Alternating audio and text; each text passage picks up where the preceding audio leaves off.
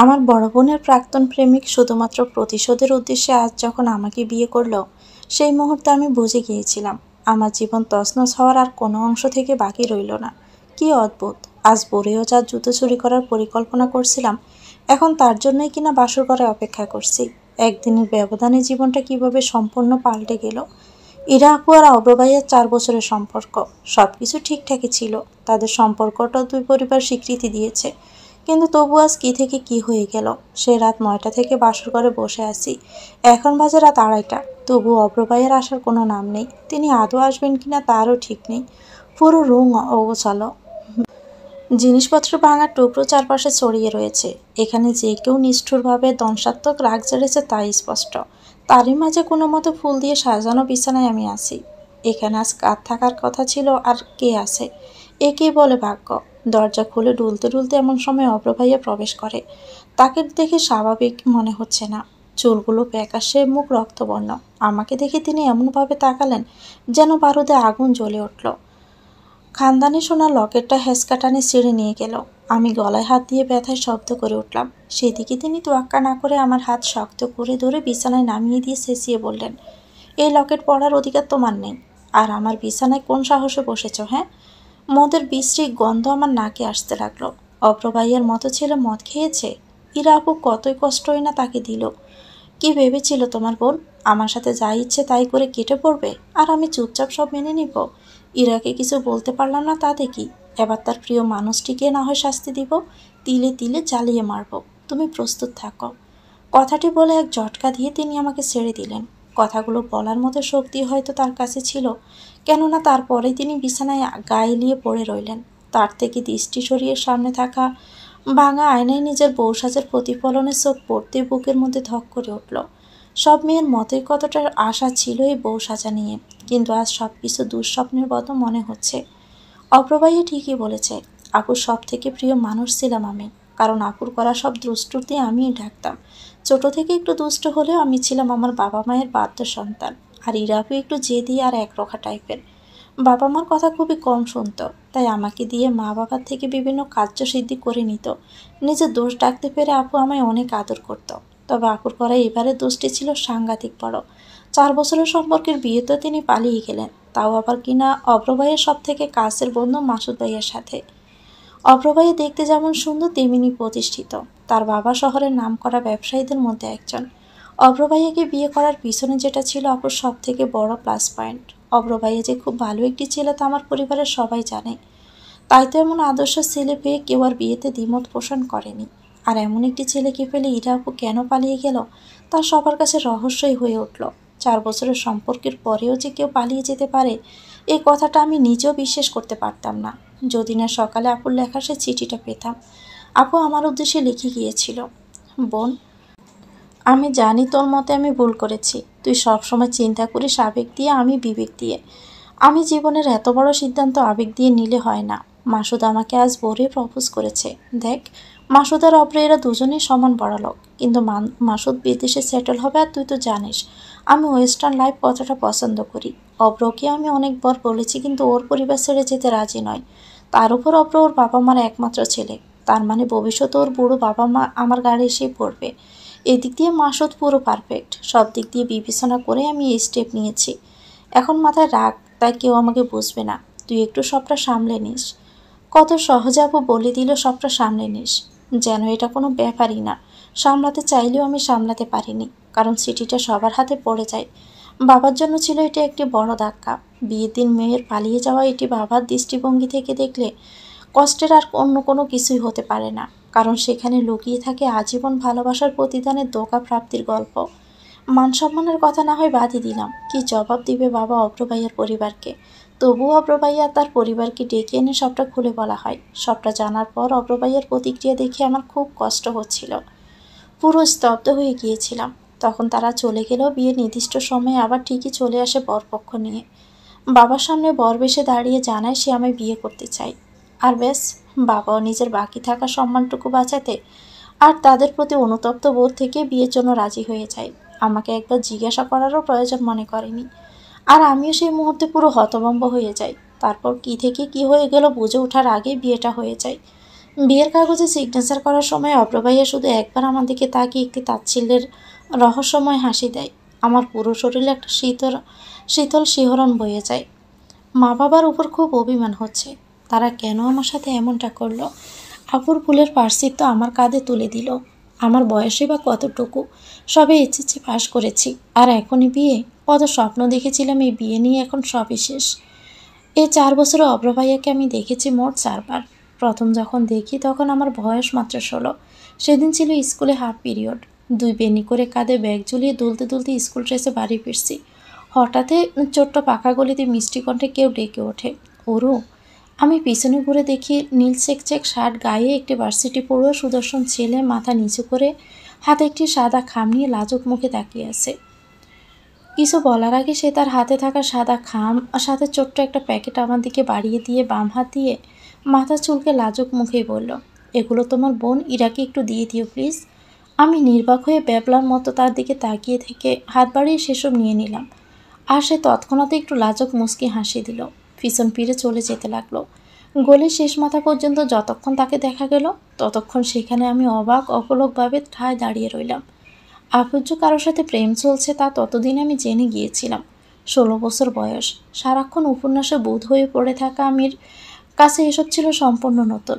হঠাৎই বাস্তবে প্রথম কাজ থেকে এসব দেখে অনেকটা উৎসাহিত হয়ে পড়েছিলাম।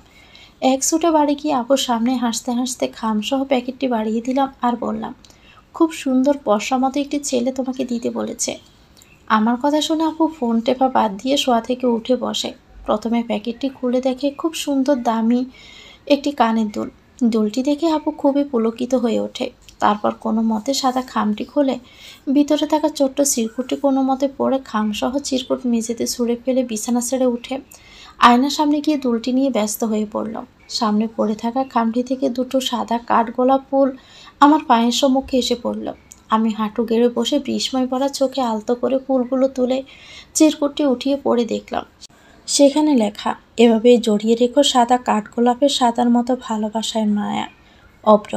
সেদিন সারা দিন আর রাত আপু ব্যস্ত হয়ে থাকলো সেই দুল নিয়ে, আর আমি ব্যস্ত হয়ে রইলাম সে কাঠগোলাপ দুটো নিয়ে। বান্ধবীদের মুখে অনেক শোনা অবাক কাঠগোলাপ ফুল সেদিন প্রথম দেখে পড়ার টেবিলে শুধু বিস্ময় ভরা চোখে হাতের তালুতে নিয়ে সেই অদ্ভুত সুন্দর ফুলগুলো বারবার দেখছিলাম। চিরকুট সমেত বইয়ের ভাঁজে রেখে দিয়েছি।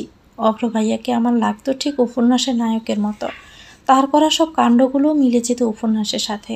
আপু আমার পাশে সারা রাত তার সাথে ফোনে কথা বলতো, আর আমি শুধু তাকিয়ে দেখতাম। অভ্র ভাইয়া যে আপুকে খুব ভালোবাসতো তা তাকে সামনে থেকে বেশি না দেখেও বুঝতে পারতাম। খুব খুশি ছিলাম আপুর জন্য যে আপু তার সত্যিকারের ভালোবাসার মানুষ খুঁজে পেয়েছে। আনমনে আমিও চাইতাম যে আমারও ঠিক অভ্র ভাইয়ার মতো এমনই ভালোবাসতে পারা একজন মানুষের সাথেই যেন বিয়ে হয়। আমার মন তো ভেঙেছে। ইরা আপু কতটা খেপিয়েছিল আমাকে তা নিয়ে, অথচ কে জানতো আজ স্বয়ং অভ্র ভাইয়ের সাথে আমার বিয়ে হয়ে যাবে। কেন এমনটা হলো? রাত 3টে বেজে গেছে। গতকাল এই সময় সব ঠিকই ছিল, অথচ আজ নেই। একমাত্র শালি হওয়ার সুবাদে কি করব না করব সেই এক্সাইটমেন্টে কাল রাত ঘুমাতেই পারিনি।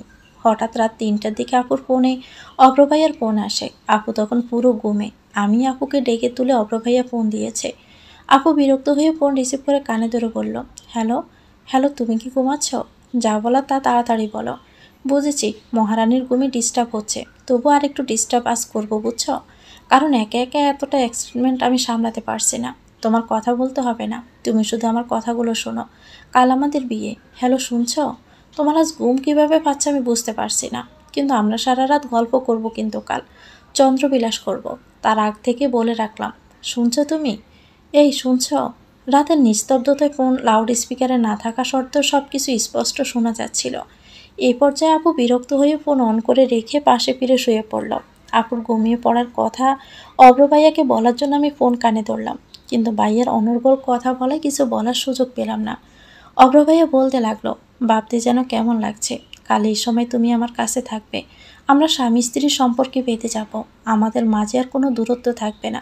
থাকবে না শুধু শুধু থাকবে ভালোবাসা। ভার্সিটির পরপর সবাই যেখানে কিছুদিন ঘুরে বেরিয়েছে, সেখানে আমি কোনো সময় নষ্ট না করে বাবার সাথে ব্যবসায় যুক্ত হয়েছি শুধুমাত্র তোমার দায়িত্ব নেওয়ার জন্য। আমার ভালোবাসা যতটাই প্রকাশ করে তা কমই হবে। ভালোবাসা যে প্রকাশ করা যায় না, শুধু অনুভব করতে হয়।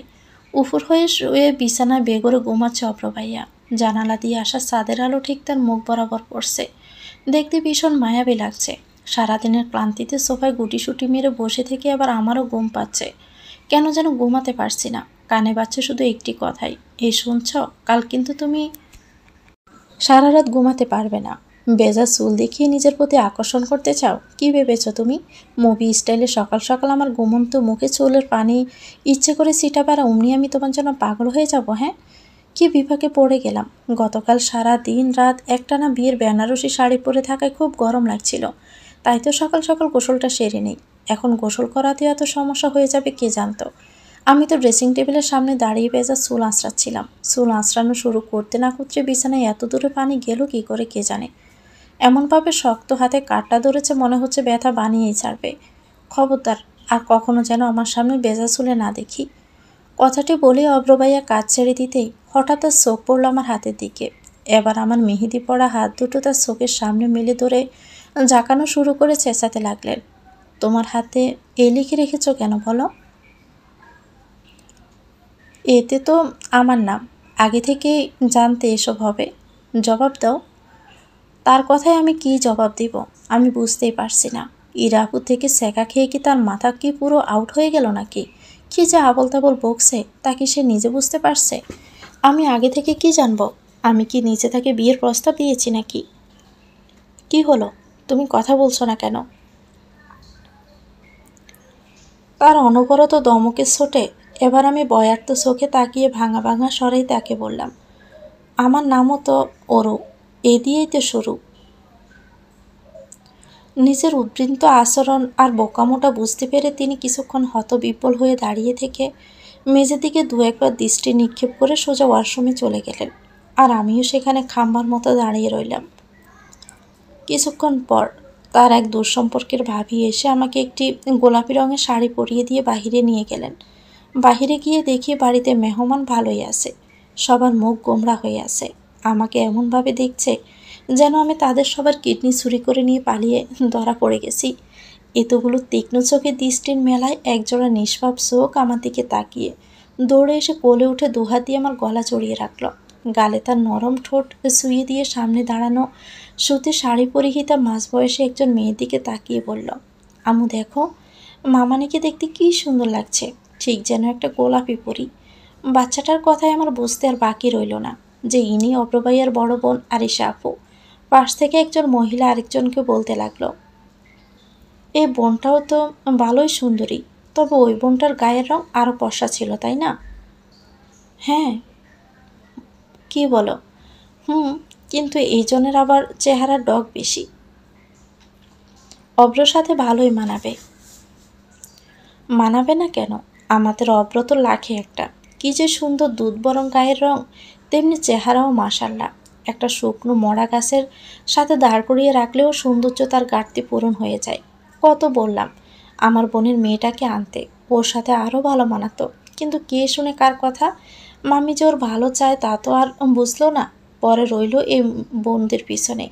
বড়টা পালাইছে, ছোটটা আবার কি করে তার কি ঠিক করে আছে। যতই সুন্দরী হোক, স্বভাব তো মনে হয় বোনদের বোনদের একই রকম। ওনার শেষাক্ত কথাটি শুনে আমার চোখ ভিজে উঠল। কত অনায়াসে সবাই আমার চরিত্র নিয়ে প্রশ্ন উঠিয়ে ফেলছে। এই অচেনা পুরীতে নিজেকে বড্ড একলা আর অসহায় লাগছে। না, আমার মামানি সব থেকে বেস্ট। ছোট্ট ছেলেটি আমার গালে পুনরায় তার ঠোঁট ছুঁয়ে বলল, আমার মিষ্টি মামানি। আম্মু, আমার এই মামানিটাই বেশি পছন্দ হয়েছে। ওই বুড়ি এমন কটকট করে কথা বলে কেন? তুতুল চুপ, বড়দের সাথে এভাবে কথা বলে না। যাও ভিতরে যাও। মার বকায় তুতুল সোনা মুখ গোমড়া করে ভিতরে চলে গেল। আরিশা আপু এরপর তার মামিকে উদ্দেশ্য করে বললেন, আহ মামি, আপনারা কি শুরু করলেন বলেন তো? যা হওয়ার তা তো হয়েই গেছে, এখন এসব বলে আর কোনো কি লাভ হবে? কথাটা বলে আরিশা আপু একবার বিরক্ত মুখে আমার দিকে তাকিয়ে সেখান থেকে চলে গেলেন। এবারের কেউই যে আমাকে ঠিক পছন্দ করছেন না তা আমি ভীষণ স্পষ্ট বুঝতে পারছি। তাদের দেখে মনে হচ্ছে যেন যা কিছু হয়েছে সেসব কিছুর পিছনে আমারই হাত ছিল। সব কিছুর জন্য একমাত্র আমিই দায়ী। অভ্র ভাইয়ার মা মিসেস সালেহা বেগম মাইগ্রেনের ব্যথায় বিছানায় শয্যাশায়ী হয়ে রয়েছেন।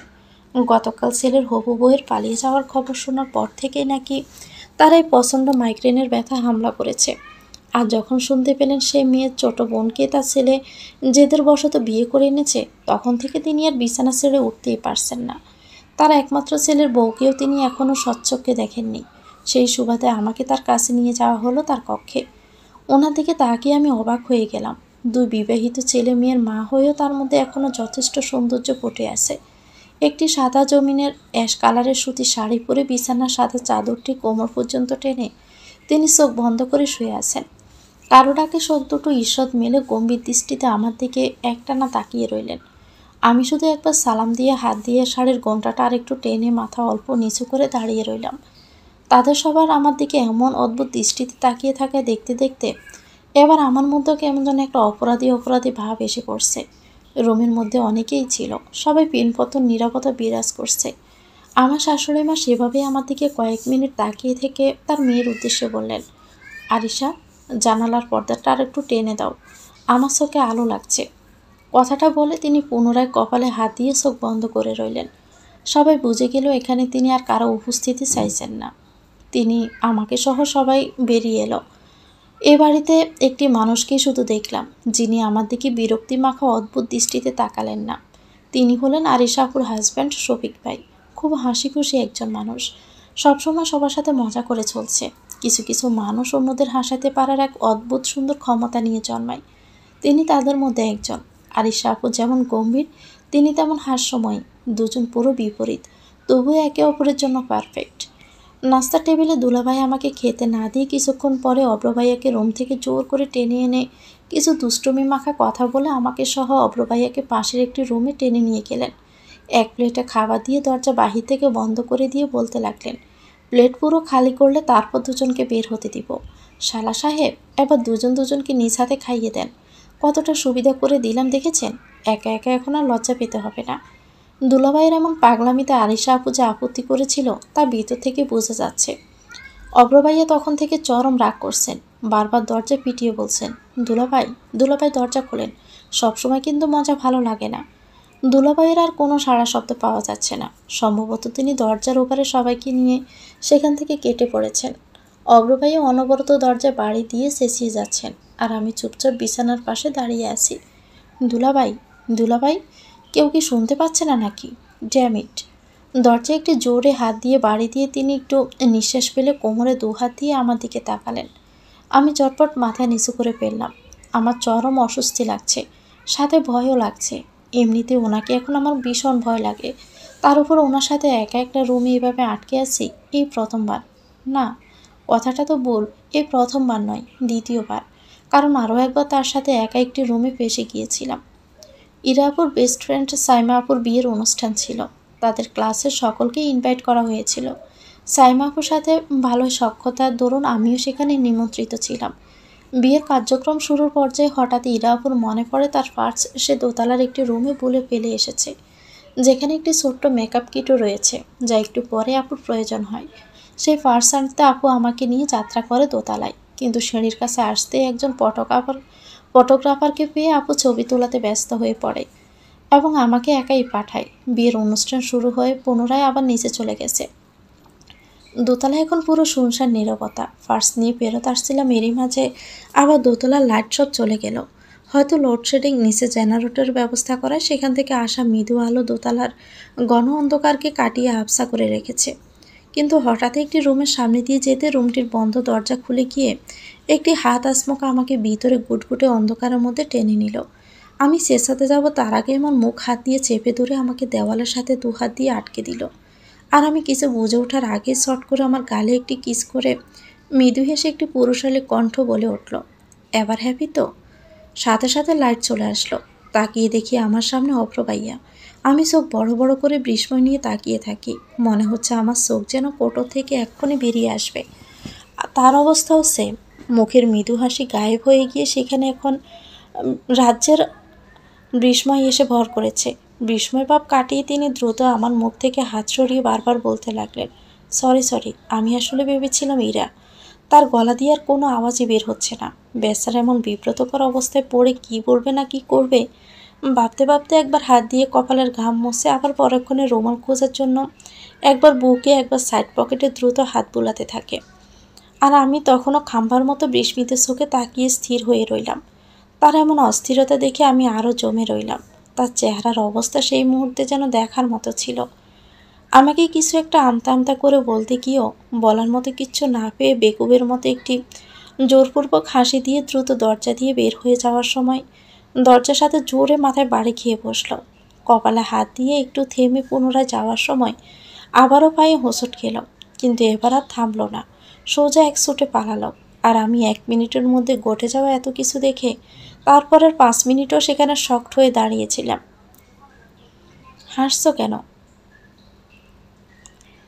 সেদিন অব্র ভাইয়ার চেহারা আর অস্থিরতার কাণ্ডগুলোর কথা মনে পড়ে আনমনে কখন যে মুচকি হাসা শুরু করেছি সেদিকে টেরই পাইনি। অব্র ভাইয়ার কথায় গোড় কাটায় হাসি গায়েব হয়ে গেল। মাথা নিচু করে মৃদু জাগিয়ে বুঝালাম কিছু না। হঠাৎই আমার ফোনে একটি আননোন নাম্বার থেকে ফোন আসে। আমি রিসিভ করে হ্যালো বলতেই ওভার্স থেকে বেশি এলো। হ্যালো অরু, তুই ঠিক আছিস? আমি বিস্মিত স্বরেই বলে উঠলাম, ইরা আপু? আমি যা শুনলাম তা কি সত্যি? অব্র নাকি তোকে? ইরা আপুর কথার মাঝপথে অব্র ভাইয়া এসে আমার কাছ থেকে ফোনটা কেড়ে নিয়ে উচ্চ স্বরেই ইরা আপুকে বলতে লাগলো, হ্যাঁ তুমি ঠিকই শুনেছ, তোমার বোনকে আমি বিয়ে করেছি। কি ভেবেছ এত সহজে ছাড় পাবে? হ্যালো ইরা, ইরা। ইরা আপু হয়তো ফোনটা কেটে দিয়েছে। অব্র ভাইয়া কিছুক্ষণ হ্যালো হ্যালো করে রাগের ছোট ফোনটা বিছানায় ছুঁড়ে মেরে খাবারের প্লেট হাত দিয়ে ধাক্কা দিয়ে মেঝেতে ফেলে দিল। কাঁচের প্লেটটা চুরমার হয়ে ভেঙে গিয়ে খাবারগুলো পুরো রুমে ছড়িয়ে ছিটিয়ে পড়ল। আমি তো পুরো ভয়ে জড়সড় হয়ে পড়লাম। এরপর তিনি দ্রুত গতিতে আমার দিকে এগিয়ে এসে শক্ত হাতে আমাকে ধরে দাঁত কটমট করে বলতে লাগলো, খবরদার ইরার সাথে যেন আর কখনো কোনো কথা বলতে না দেখি, না হলে কিন্তু।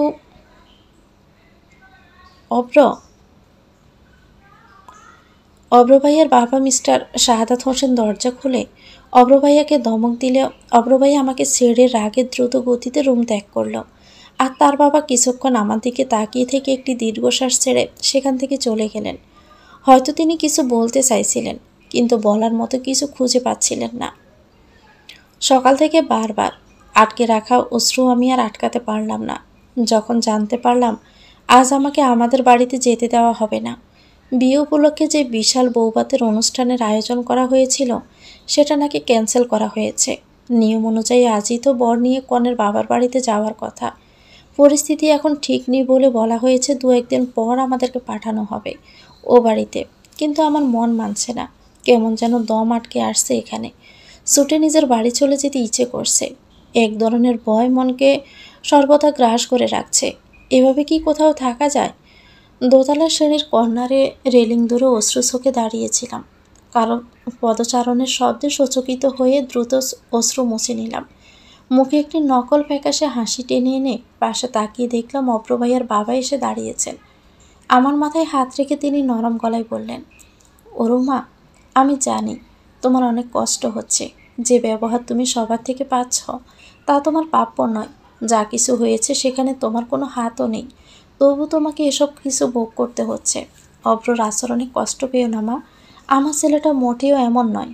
তীব্র আঘাত ওকে এখন আবেগশূন্য করে রেখেছে। ও নিজেও উপলব্ধি করতে পারছে না ও কী করছে। ভালোবাসা থেকে প্রাপ্ত ধোঁকার আঘাত যে বড় খুব তীক্ষ্ণ কষ্টের হয়। ওর এখন একজনের সঙ্গ খুব প্রয়োজন, যে ওর নির্জীব দেহে আবার প্রাণ ফিরিয়ে আনবে। আর আমি জানি এই কাজটা একমাত্র তুমিই পারবে। তোমার কি মনে হয় অব্র তোমাকে বিয়ে করতে চাইলে আর অমনি আমি শুধু শুধু রাজি হয়ে গেলাম? না, আমি এতটা নির্বোধ নই যে ছেলের জেদের বশে হুট করে নেওয়া এত বড় একটা সিদ্ধান্তকে মেনে নিব। আমি মেনে নিয়েছি কারণ আমি বুঝতে পেরেছিলাম তুমি সেই জন যে আমার ছেলের রক্তাক্ত বুকের মৃত পায়ে হৃদয় নামক চারাগাছে আবার পুনরায় প্রাণ এনে দিবে, যাকে পেয়ে আমার ছেলে আবারও প্রাণবন্ত হতে পারবে। কাল যখন আমরা তোমাদের বাড়িতে জানতে পারলাম ইরা পালিয়ে গেছে, তখন যেখানে আমরা সবাই আমাদের নিজ নিজ সম্মানের ভয়ে চিন্তিত ছিলাম, সেখানে একমাত্র তুমিই ছিলে যে আপনজন না হয়েও কোনো মান সম্মানের কথা চিন্তা না করে অব্রর দিকে শুধু ব্যথিত চোখে তাকিয়েছিলে। তোমাকে তখন কি মনে হচ্ছিল জানো? তুমি অব্র রায় না, অব্রর কষ্টের প্রতিফলন তোমার চোখে দেখা যাচ্ছিল। তাই তো ছেলের জন্য একটু স্বার্থপর হয়ে গিয়ে তুমি কি চাও তা না জেনে অপর প্রস্তাবে রাজি হয়ে যাই। পারলে বুড়ো বাবাকে ক্ষমা করে দিও, আর আমার ছেলেটাকে ঠিক করে দিও। কথাগুলো বলেই অপর বাবা বাহা দিয়ে চশমা খুলে চোখ মুছে সেখান থেকে চলে গেল। আমি শুধু নিশ্চুপ হয়ে তার কথাগুলো শুনছিলাম। আমার আর কী বা বলার ছিল? কতটা বিশ্বাস ছিল তার দৃষ্টিতে আমার প্রতি, আমি কি সেই বিশ্বাস আদৌ রাখতে পারবো? রুমে আসতে দেখলাম অভ্র ভাইয়া সোফায় বসে কাঁদছে। আমার শব্দ পেয়ে তিনি দ্রুত চোখ মুছে উঠে দাঁড়িয়ে পড়ল। অশ্রু ভেজা লাল হয়ে যাওয়া চোখে একবার আমার দিকে তাকিয়ে ওয়াশরুমে চলে গেল। সোফার কাছে যেতে দেখতে পারলাম সেখানে অভ্র ভাইয়া আর ইরা আপুর বিয়ের কার্ড পড়ে রয়েছে। তার মানে এটাকে দৌড়েই সে এতক্ষণ কাঁদছিল। কিছুক্ষণ আগে তার করা আচরণে যতটুকু ভয় আর তার প্রতি বিতৃষ্ণা জেগেছিল, তার অশ্রু দেখে এখন সবটা উদ্বেগ আর সহানুভূতিতে রূপান্তরিত হয়ে গেল। তিনি যে কষ্ট পাচ্ছেন তার কাছে তো আমার কষ্ট আর কিছুই না। আর এই কষ্টের জন্য দায়ী তো আমার নিজের বোনই। এ কারণেই নিজেকে কোনো না কোনোভাবে অপরাধী মনে হয়। আমাদের বিয়ের আজ 4 দিন হলো। আজ আমাদেরও ও বাড়িতে যাওয়ার কথা। আমার বাবা আর কাকারা আমাদেরকে নিতে এসেছেন। অভ্র জানিয়ে দিল তিনি যাবেন না। তার বাবা আর দুলাভাই মিলে অনেক জোরাজুরি করেও তাকে রাজি করাতে পারল না। শেষে তার বাবা এসে আমার বাবাকে বলল, অভ্র শরীরটা বেশি একটা ভালো নেই, কিছু মনে করবেন না ভাই, ও না হয় ওরুমাকে ও বাড়ি থেকে নিয়ে আসতে যাবে। বাবাও আর বেশি একটা জোর করলেন না। হয়তো তিনিও বুঝতে পেরেছেন কারণটা, আবার হয়তো বা না। রুমে গিয়ে আমি যাওয়ার জন্য প্রস্তুত হচ্ছিলাম। হঠাৎই তখন অভ্র এসে আমাকে ব্রকুসকে বলতে লাগলো, সেখানে যে যাচ্ছ আবার সব সময়ের জন্য থেকে যেও না। তোমরা বোনেরা বোনেরা তো আবার হুট করে ছেড়ে যেতে ভালোই পারো। কথাটি বলে তিনি সেখান থেকে চলে যাওয়ার জন্য উদ্যত হলে আমি পিছন থেকে তাকে বললাম, চিন্তা করবেন না, আপনার অনুমতি ছাড়া আমি কখনোই আপনাকে ছেড়ে যাব না। পিছনে গাড় গড়িয়ে ব্রুকুসকে তিনি আমার দিকে কিছুক্ষণ তাকিয়ে থেকে পুনরায় চলে গেলেন। আর আমি একটি দীর্ঘশ্বাস ছেড়ে জানালা দিয়ে দেখতে পাওয়া সীমাবদ্ধ আকাশের দিকে তাকিয়ে রইলাম।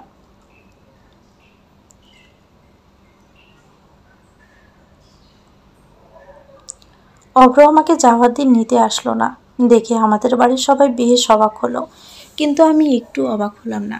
তবুও কথা যেন একটু খারাপ লাগছিল। নিজে একে একে ব্যাগপত্র গুছিয়ে চলে আসলাম। বাবা শুধু হতবিহ্বল দৃষ্টিতে তাকিয়েছিল। হয়তো বুঝে গেছে তাদের আদরের ছোট মেয়েটিও ও বাড়িতে কতটা ভালো আছে। এখন বুঝেই বা কী লাভ? যখন বোঝা উচিত ছিল তখন তো কিছু না জিজ্ঞেস করেই সব কিছু করে ফেলল। সে বাড়ি পৌঁছাতে তুতুল সোনা এসে আমার কোলে উঠে পড়ল আর কত মিষ্টি ভঙ্গিতে আমাকে বলতে লাগলো আমাকে সে কত মিস করেছে। রুমে গিয়ে দেখলাম অব্র সোফায় বসে ল্যাপটপ টিপছে। তিনি ছাড়াও আরও একটা মানুষ যে এই রুমে আসে সেদিকে তার কোনো ভ্রুক্ষেপে নেই। রাতে আরিশ আপু আমার হাতে তার কফির মগ ধরিয়ে দিয়ে বললেন ওনাকে গিয়ে দিয়ে আসতে আর তাকে আপুর কাছে পাঠাতে। আমি মগ হাতে গুটি গুটি পায়ে তার দিকে এগিয়ে যেতে লাগলাম। খুবই বিব্রত বোধ করছি। ওনাকে কিভাবে বলবো? তার সাথে এখনও আমি সেভাবে তেমন একটা কথা বলিনি। তিনি সোফায় বসে সামনে অফিসের কিছু কাগজপত্র মিলে বসে আছেন, তবে তিনি দেখছেন না। হাঁটুর উপর রাখা মুষ্টিবদ্ধ হাতে মাথা বাড় দিয়ে রয়েছেন। আমি তার মুখের সামনে কফির মগটা বাড়িয়ে তাকে ডেকে বললাম, আপনার কফি। তিনি নিশ্চুপ হয়ে রইলেন। কফিটা নিন। অভ্র মাথা না উঠিয়ে খুব থমথমে গলায় বলল, এখান থেকে যাও। তার থমথমে গলার স্বরে আমি খানিকটা ভয় পেয়ে গেলাম। ফিরেই যাচ্ছিলাম, কিন্তু আবারও আমাকে থামতে হলো, কারণ আলিশা আপু যে তাকে ডেকেছে এই কথাটা তো তাকে বলাই হয়নি। আমি আবারও তাকে কাঁপা কাঁপা গলায় বললাম, শুনুন। আমার কথা শেষ হতে না হতেই এবার তিনি খপ করে আমার হাত শক্ত করে ধরে দাঁড়িয়ে খুব মেজাজ সহকারেই বললেন, একটা কথা একবার বললে তোমার কি কানে যায় না? বলেছিলাম না আমার থেকে দূরে থাকতে? একদম আমার সামনে ভালো সাজতে আসবে না। কথাগুলো বলি তিনি আমার হাত এক ঝটকায় ছেড়ে দিলেন। তার এমন আচরণে আমি এক কদম পিছনে ছিটকে গেলাম, আর আমার হাতের কফির মগ থেকে গরম কফি খানিকটা ছিটকে আমার হাতে এসে পড়ল, আর খানিকটা টি টেবিলের মেলে রাখা তার কাগজে। অসহ্য যন্ত্রণায় আমার হাত পড়ে গেল, কিন্তু সেদিকে তার চোখও পড়ল না। তিনি কাগজগুলোতে কফি পড়ায় সেদিকে নিয়ে ব্যস্ত হয়ে পড়লেন। আরও আমাকেই রুক্ষ স্বরে বললেন, কি করলে কি এটা? জানো এগুলো কতটা ইম্পর্ট্যান্ট? আমার চোখ পানিতে ভরে উঠল। আমি জানি না, সত্যিই জানি না কিছু কাগজ মানুষের থেকেও কি করে বেশি ইম্পর্ট্যান্ট হতে পারে। এভাবেই কেটে গেল 1.5 মাস। এই 1.5 মাসে উনি আমার সাথে ভালো ব্যবহার তো দূরের কথা, ভালো করে কথা পর্যন্ত বলেননি। যখনই কথা বলেন হয়তো ধমক দিয়ে, নয়তো ফিঞ্চ মেরে। মুখের কথা দিয়ে অত্যাচার তিনি আমার উপর ভালোই চালিয়ে যাচ্ছেন। 1.5 মাসেও কিছুই বদলায়নি। পার্থক্যটা শুধু এটুকু, এখন আমিও মাঝে মাঝে উত্তর দেই, তবে ভয় তাকে আমি এখনও পাই। মাঝে মাঝে খুব মায়াও হয়। বিয়ের আগে তাকে যেমন দেখেছিলাম, সে অভ্র আর এখন নেই। এই অভ্র অন্য অভ্র, যে নিজেকে যদি একটু খেয়াল করে দেখত তাহলে হয়তো সে নিজেই চমকে যেত। চেহারাটা শুকিয়ে গেছে, ঠিকমতো শেভ করে না, সবসময় মুখে খোঁচা খোঁচা দাড়ি গজিয়ে থাকে। এখন তিনি আর অফিসেও যান না, ঠিকমতো কাজও করেন না, বাহিরে বাহিরে ঘুরে সারা দিন কাটিয়ে দেন। তবুও তার বাবা তাকে ঘরে কিছু কাজ দিয়ে ব্যস্ত রাখার চেষ্টা করেন। তার ইচ্ছে করলে মাঝে মাঝে করেন, না হলে না। সঠিক ভুল বোঝার বোধ শক্তি সে যেন হারিয়ে ফেলেছে।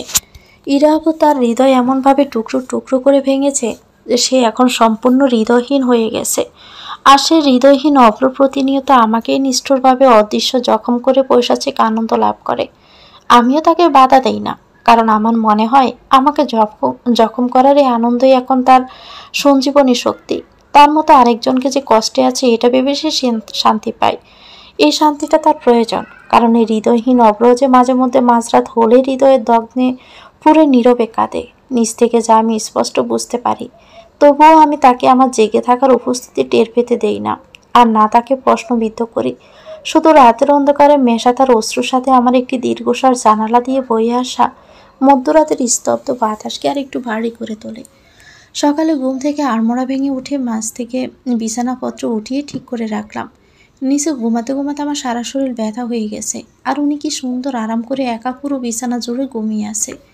গোসল সেরে বাথরুম থেকে হেয়ার ড্রায়ার নিয়ে চুল শুকিয়ে তারপর বের হতে হয়। কি জ্বালা! সকালে নাস্তা শেষে অভ্র বাহিরে চলে গেল। বাবা ও অফিসার অভ্রর মা তার রুমে ঘুমিয়ে পড়লেন। আমি এই বিশাল বাড়িতে একা হয়ে পড়লাম। কিছুই করার নেই ভেবে রুমে আসতে দেখলাম অনেক কিছুই করার আছে। পুরো রুম নোংরা হয়ে আছে, ফ্লোরটাও মোছা দরকার। বাড়ির বেশিরভাগ চাকর গেছে ছুটিতে, বুয়া এসে সকালে রান্না করে দিয়ে চলে গেছে। অগত্যা আমাকে নামতে হলো কাজে। একটা রুম পরিষ্কার করতে আমার রফাদফা হয়ে গেল। বাবা, এটা কি রুম নাকি ফুটবল ময়দান! পুরো রুম মোছা শেষে সবে একটা ক্লান্তিকর স্বস্তির নিঃশ্বাস ছেড়ে দাঁড়ালাম। তার মধ্যেই অভ্র জুতা পায়ে রুমে প্রবেশ করলো, আর সে জুতা পরে সারা রুমে হাঁটাহাঁটি করতে লাগলো। আমি শুধু হতভম্ব হয়ে দাঁড়িয়ে দেখতে লাগলাম। আমার মাত্র পরিষ্কার করা রুমটা এখন জুতোর নোংরা সুপ দাগে ভরা। আপনি এটা কি করলেন? কি করলাম দেখতে পাচ্ছেন না? আমি মেজে মুছে পরিষ্কার করেছি, আর আপনি জুতা পায়ে এসে এগুলো কি করলেন? উফ, সরি, কম হয়ে গেছে। ওয়েট। কথাটি বলে তিনি অপরিষ্কার করা যতটুকু অংশ বাকি ছিল সেগুলোও পূরণ করতে লাগলেন। পাউডার দানি থেকে সব পাউডার ফ্লোরে ফেলে দিলেন। এক একটা জিনিস ইচ্ছে করে ফ্লোরে ছুঁড়ে ফেলতে লাগলেন। আর আমি শুধু অবাকের উপর অবাক হয়ে দাঁড়িয়ে দেখতে লাগলাম। কে বলবে এখন এই রুমকে একটু আগেই পরিষ্কার করা হয়েছে? পুরো লণ্ডভণ্ড অবস্থা। তার কাজ সম্পূর্ণ করে তিনি হাসতে হাসতে চলে গেলেন, আর আমি মুখ ফুলিয়ে পিছন থেকে চেঁচিয়ে বললাম, আপনি একটা নিষ্ঠুর! আজ আরিশা আপু আর দুলাভাই আসবেন এই বাড়িতে, সেই সুবাদে সকাল থেকে ভালো ভালো রান্নাবান্নার আয়োজন চলছে। অভ্রর মা আজ সব দেখছেন নিজ হাতে। আজ হয়তো ওনার শরীরটা একটু ভালো, এমনিতে তিনি বেশিরভাগ সময় অসুস্থ থাকেন মাইগ্রেনের ব্যথায়। অভ্রর মা আমার সাথে খুব কম কথাই বলেন, প্রয়োজন না পড়লে নাই বলেন। যে কোনো সময় আপু ও দুলাভাই এসে পড়বে, তাই আমি তাড়াতাড়ি গোসলের জন্য ওয়াশরুমে চলে গেলাম। কিন্তু যেতে না যেতে বাহির থেকে দরজায় টোকা পড়তে লাগলো। আমি বিরক্ত হয়ে দরজা খুলে দেখি অভ্র। কি হয়েছে? বাহিরে আসো। কেন? এখন আমি গোসল করব। তা করবেন, আমি আগে করে নেই। এতক্ষণ অপেক্ষা করতে পারবো না আমি, আমি এখনই করব। তাড়াতাড়ি বাহিরে আসো। ইস, বললেই হলো নাকি? আমি আগে এসেছি দেখতে পাচ্ছেন না? আমি আগে করব, তারপর আপনি করবেন। ওরু, আমার মাথা গরম করো না কিন্তু। বের হতে বলছি, বের হও। অন্যদিন হলে তার এত কথা বলতে হতো না, তার আগে আমি ভয়ে চুপচাপ বের হয়ে আসতাম। কিন্তু আজ যেন আমার মধ্যে জেদ চেপে বসেছে। যাই হোক না কেন, গোসল আমি করব তার আগেই। কি হলো, তুমি শুনতে পাচ্ছ না? কথাটা বলতে বলতে তিনি আমার বেখেয়ালি সুযোগ নিয়ে সোজা বাথরুমে ঢুকে পড়লেন। আপু আর দুলাভাই কিন্তু এখনই চলে আসবে। শুধু শুধু তোমার আজারা কথা বলে সময় নষ্ট করো না। বের হও। দেখুন, শুধু শুধু চেঁচামেচি করবেন না। এটা একটা সোজা হিসাব। আমি আগে এসেছি, তার মানে তো আগে আমিই গোসল করব, তাই না? সোজা ঠিক আমি বুঝি না। এটা আমার ওয়াশরুম, তাই আমার যখন ইচ্ছে তখনই আমি গোসল করব। আচ্ছা, তাহলে একটা কাজ করুন, আমার বাড়ি থেকে আমার ওয়াশরুমটা এখানে উঠিয়ে নিয়ে আসুন। তারপর না হয় আমি আমার ওয়াশরুমেই গোসল করব। যত সব। এই, তুমি কি বের হবে? আমি বুকে হাত গুজে অন্যদিকে মুখ ঘুরে ফুলিয়ে বললাম, না, আপনি বের হন। আমি বের হব না। তাহলে আমিও বের হব না। থাক, তোমাদের দুজনের আর কারোই বের হতে হবে না। তোমরা দুজনেই ওয়াশরুমে থাকো আর ঝগড়া করো। তুতুলের কথা শুনে আমরা দুজনে চমকে উঠে কিছু বলার আগেই তুতুল ওয়াশরুমের দরজাটা বাহিরে থেকে লাগিয়ে দিয়ে দৌড়ে চলে গেল।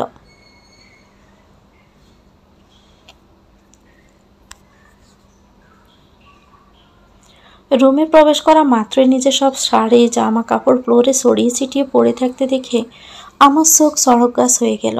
কত কষ্ট করে সব কিছু সুন্দর করে গোছগাছ করে রেখেছিলাম, আর তার এখন এই অবস্থাকে আরও বেগতিক করে তুলতে অব্রত আছেই। তিনি তার ননস্টপ কাজ চালিয়ে যেতে লাগলেন। এসব কি করছেন? আমার জামা কাপড় সব নিচে ফেলে দিচ্ছেন কেন? আলমারির কোনায় থাকা শেষ বস্তুটাও মেঝেতে নিক্ষেপ করে তিনি একটা ডোন্ট কেয়ার ভাব নিয়ে আমার দিকে তাকিয়ে বললেন, বলেছিলাম না আমার কোনো জিনিসে তুমি হাত দিবে না? আর তুমি তো ডিরেক্ট আমার জিনিসে কবজা করে বসেছ। আমি কাতর স্বরেই তাকে বললাম, দেখুন, 2 মাস ধরে জামা কাপড়গুলো লাগেজেই রেখে দিয়েছি। এভাবে কি প্রতিদিন লাগেজ থেকে বের করে করে ব্যবহার করা যায়? তা তো আমি বুঝি না। আমার আলমারিতে রাখতে পারবে না তুমি, ব্যাস। তাহলে আমি কোথায় রাখবো? যেখানে ইচ্ছে সেখানে রাখবে, শুধু আমার জিনিসপত্র থেকে দূরে রাখবে। কথাটা বলেই তিনি চলে যেতে নিলে আমি পিছন থেকে হতাশ গলায় বললাম, এভাবে আর কতদিন চলবে? একটু থেমে আমার দিকে না তাকিয়ে উনি বললেন, আমি জানি না। বারান্দার রেলিংয়ে বসা একটি কাক কাকা করে অনবরত ডেকে যাচ্ছে, তা আমার কোনো নামই নিচ্ছে না। নিচে সম্পাকে বলেছিলাম আজকে আমাকে পাট শাকের ডাল রান্না করা শিখাতে। কুকারে সিটি বাজা শুরু হয়ে গেছে। সম্পা আমাকে ডাকতে এলো বলে পুরো মেঝেতে অগোছালো জামা কাপড়গুলো বিছিয়ে আছে। এগুলোকে আবার পুনরায় বাস করে লাগেজে বন্দি করা প্রয়োজন। কিন্তু আমার এখন এসবে হাত দিতে মোটেও ইচ্ছে করছে না। চোখ বন্ধ করে বিছানায় শুয়ে থাকতে ইচ্ছে করছে। মাথাটা হঠাৎ ভীষণ ধরেছে, ভীষণ।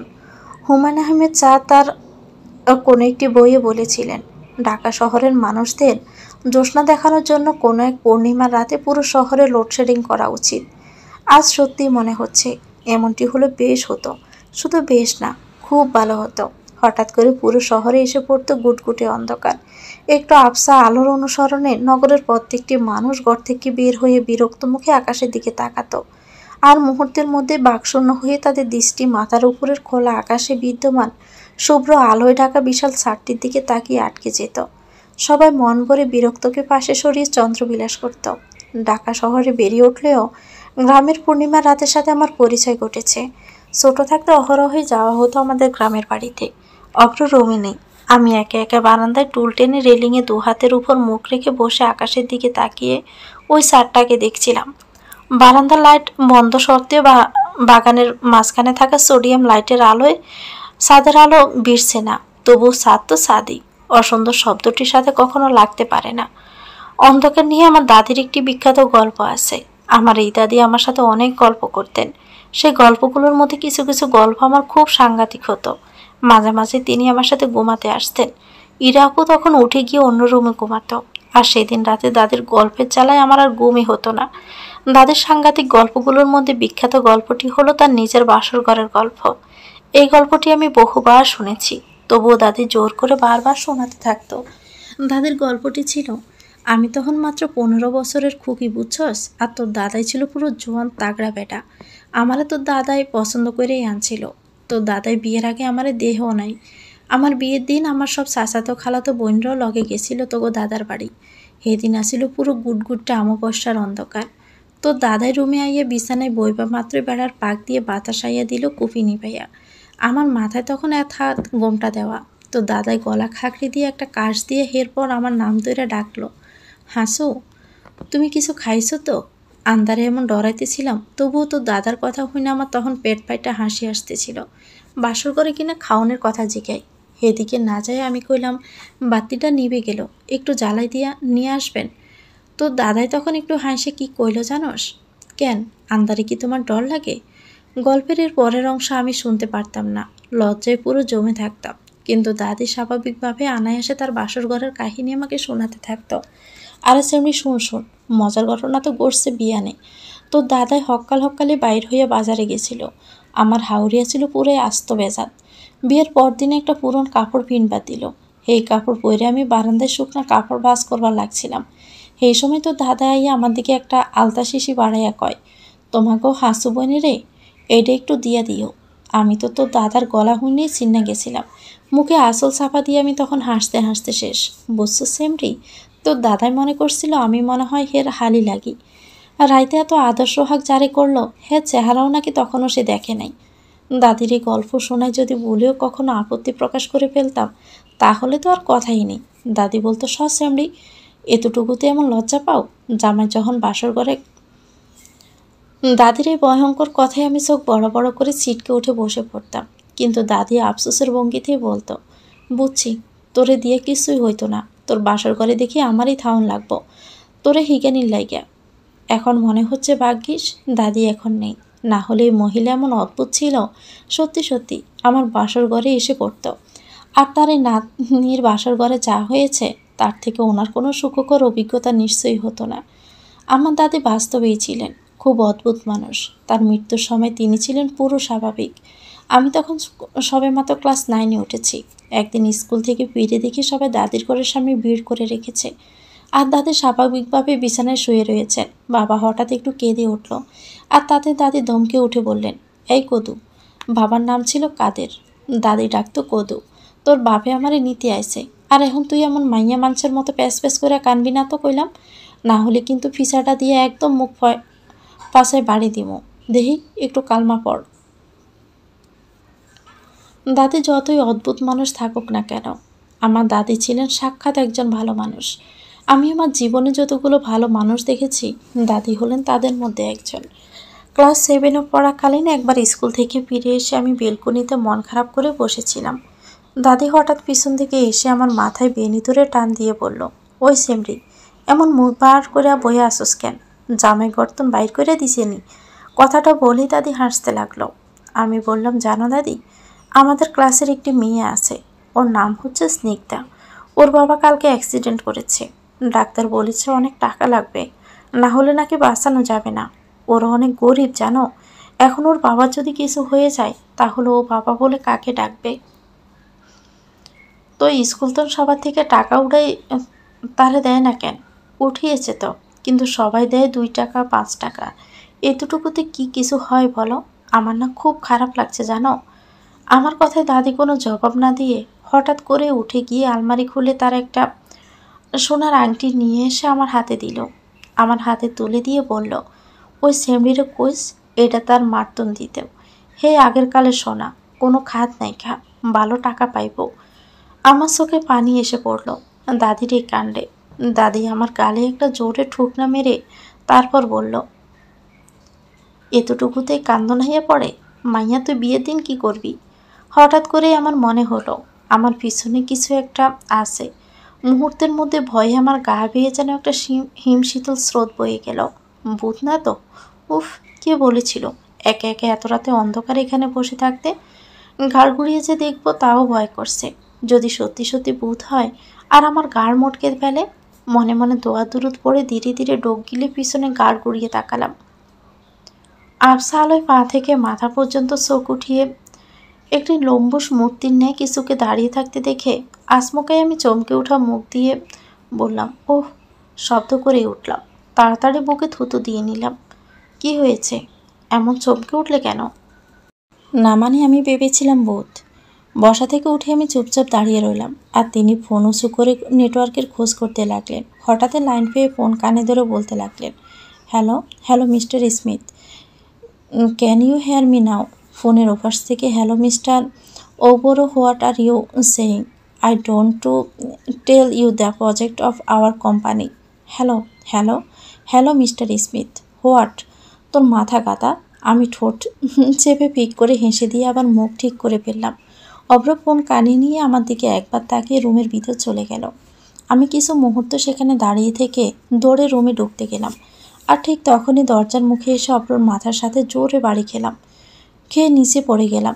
অভ্র মাথা নিচু করে আসছিল, যার ফল এই যে হলো। অভ্র দাঁড়িয়ে দাঁড়িয়ে মাথা ঘষতে ঘষতে বলল, আর ইউ ব্লাইন্ড? মাথায় আমিও তো ব্যথা পেয়েছি। সেখানে হাত ধরে বললাম, আপনিও তো দেখেননি। বলেছিলাম না বারান্দার বাতিটা জ্বালিয়ে দিতে, তা না অন্ধকার বানিয়ে রেখেছ। আমি ঠোঁট ফুলিয়ে বিড়বিড় করেই তাকে বললাম, কখন বলল? স্বপ্নে স্বপ্নে নাকি? মাথা মনে হয় পুরোটাই গেছে। তিনি নিচের দিকে হাত বাড়িয়ে দিলেন। আমিও ওঠার জন্য ডান হাত বাড়িয়ে ধরতে গেলাম, কিন্তু আমার ভাবনাকে ভুল প্রমাণিত করে সেই হাত আমার দিকে না এসে পাশে পড়ে থাকা তার ফোন উঠিয়ে চলে যেতে লাগলো। আমি দাঁত কিড়মিড় করে কিছু গালি আউড়ে জিব্বা বের করে তাকে পিছন থেকে বেংসি দিলাম। আসলেই আস্ত একটা ভূত, আমার গোমড়া মুখ স্বামী ভূত।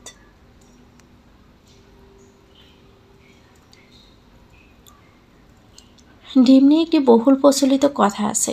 পরীক্ষার আগের রাত ডিম খেলে নাকি পরীক্ষায় ডিমের মতোই আন্ডা পেতে হয়। ছোটবেলায় কথাটি দাদির মুখে শুনি আমি এতটাই আতঙ্কিত হয়ে গিয়েছিলাম যে শুধু পরীক্ষা কেন, পড়ালেখা সম্পর্কিত কোনো কাজের আগেও আমি ডিম খেতাম না। বাবা তো আমার এই কাণ্ড দেখে সেই রাগ। ক্লাস 5-এ থাকতে বৃত্তি পরীক্ষার দিন সকালে আমার সেই ভ্রান্ত ধারণা দূর করার জন্য হুট করে বাবা আদেশ জারি করলেন, আজ আমায় ডিম খেয়ে পরীক্ষা দিতে যেতে হবে। কথা শুনে আমার বিষম উঠে গেল। মা বাবার এই ঘোষণার ঘোর আপত্তি জানিয়ে বললেন, কি দরকার বলো শুধু শুধু রিস্ক নেওয়ার? মেয়েটা ভয় পায়, থাকুক না। ইরার মা, তুমিও কি এসব উদ্ভট কথাবার্তা বিশ্বাস করো নাকি? আমার মেয়ে কষ্ট করে পড়ালেখা করছে, ভালো ফলাফল করবে তার নিজের যোগ্যতায়। ডিমের এখানে কাজ কি? হ্যাঁ, আমার মেয়েকে ঠেকিয়ে রাখবে নাকি এই ডিম? ওরমা, নে এই ডিমটা খেয়ে একেবারে শেষ করে দে তো। বাবার ভয়ে সেদিন ঠোঁট ফুলিয়ে চলচল চোখে আমি সম্পূর্ণ সিদ্ধ ডিমটা খেলেও ভয়ে আমার কলিজা শুকিয়ে যায়। খাওয়ার সময় বারবার মনে হচ্ছিল, যা খেয়ে ফেললাম তো সব পড়া, এবার পাবো একটা বিশাল আন্ডা। কি লাভ হলো শুধু শুধু এত পড়ালেখা করে? ডিম খেয়ে সেদিন পরীক্ষা দেওয়ার পর পরীক্ষা ভালো হওয়া সত্ত্বেও আমার দৃঢ় বিশ্বাস ছিল আমি পরীক্ষায় আন্ডাই পাবো। কিন্তু আমাকে চরম আশ্চর্য করে রেজাল্ট আসে ট্যালেন্ট বলে বৃত্তি। খুশিতে আমি সেদিন 4টা ডিম সিদ্ধ একসাথেই খেয়ে ফেলি। ডিম নিয়ে উদ্ভুত মাতামাতিটা সেখানে থেমে গেলেও পারত, কিন্তু বাবা এর থেকেও বড় একটি অদ্ভুত কাণ্ড করে বসেন। আমার ভালো রেজাল্ট উপলক্ষে মিষ্টি বিতরণের পরিবর্তে পুরো মহল্লা জুড়ে 2টি করে ডিম বিলিয়ে দেওয়া শুরু করলেন।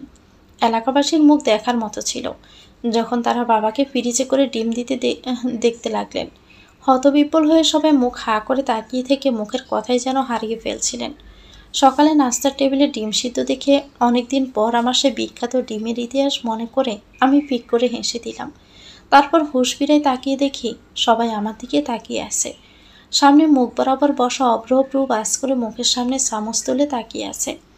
অভ্রর মা আজ একটু সুস্থতা অনুভব করায় সবার সাথে নাস্তা করতে এসেছেন টেবিলে। ওনাকে দেখে মনে হচ্ছে উনি আমার কাণ্ডে খুবই বিরক্ত। আমি তাড়াতাড়ি মুখে হাত দিয়ে ডেকে জিহ্বায় মৃদু কামড় দিয়ে চটপট মাথা নিচু করে খাওয়ায় মনোযোগ দিলাম। অভ্রর বাবা হঠাৎ করে বলে উঠলেন, ওরুমা, তোমার ভর্তি বিষয় কিছু ঠিক করলে? কোন ভার্সিটিতে ভর্তি হবে, কোন সাবজেক্ট নিয়ে পড়বে? এখনও কিছু ঠিক করিনি। আজ কয়েকটা ভার্সিটিতে অ্যাপ্লাই করব। তারপর সাবজেক্ট অনুযায়ী যেটা ঠিক মনে হবে সেখানেই ভর্তি হব। বেশ, তুমি যেটা ভালো মনে করো সেটাই করবে।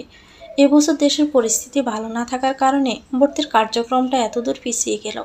এই হরতাল, ধর্মঘট, ভাঙচুর, কত ঝামেলা। অভ্র, তুমি অরুর সাথে যাও।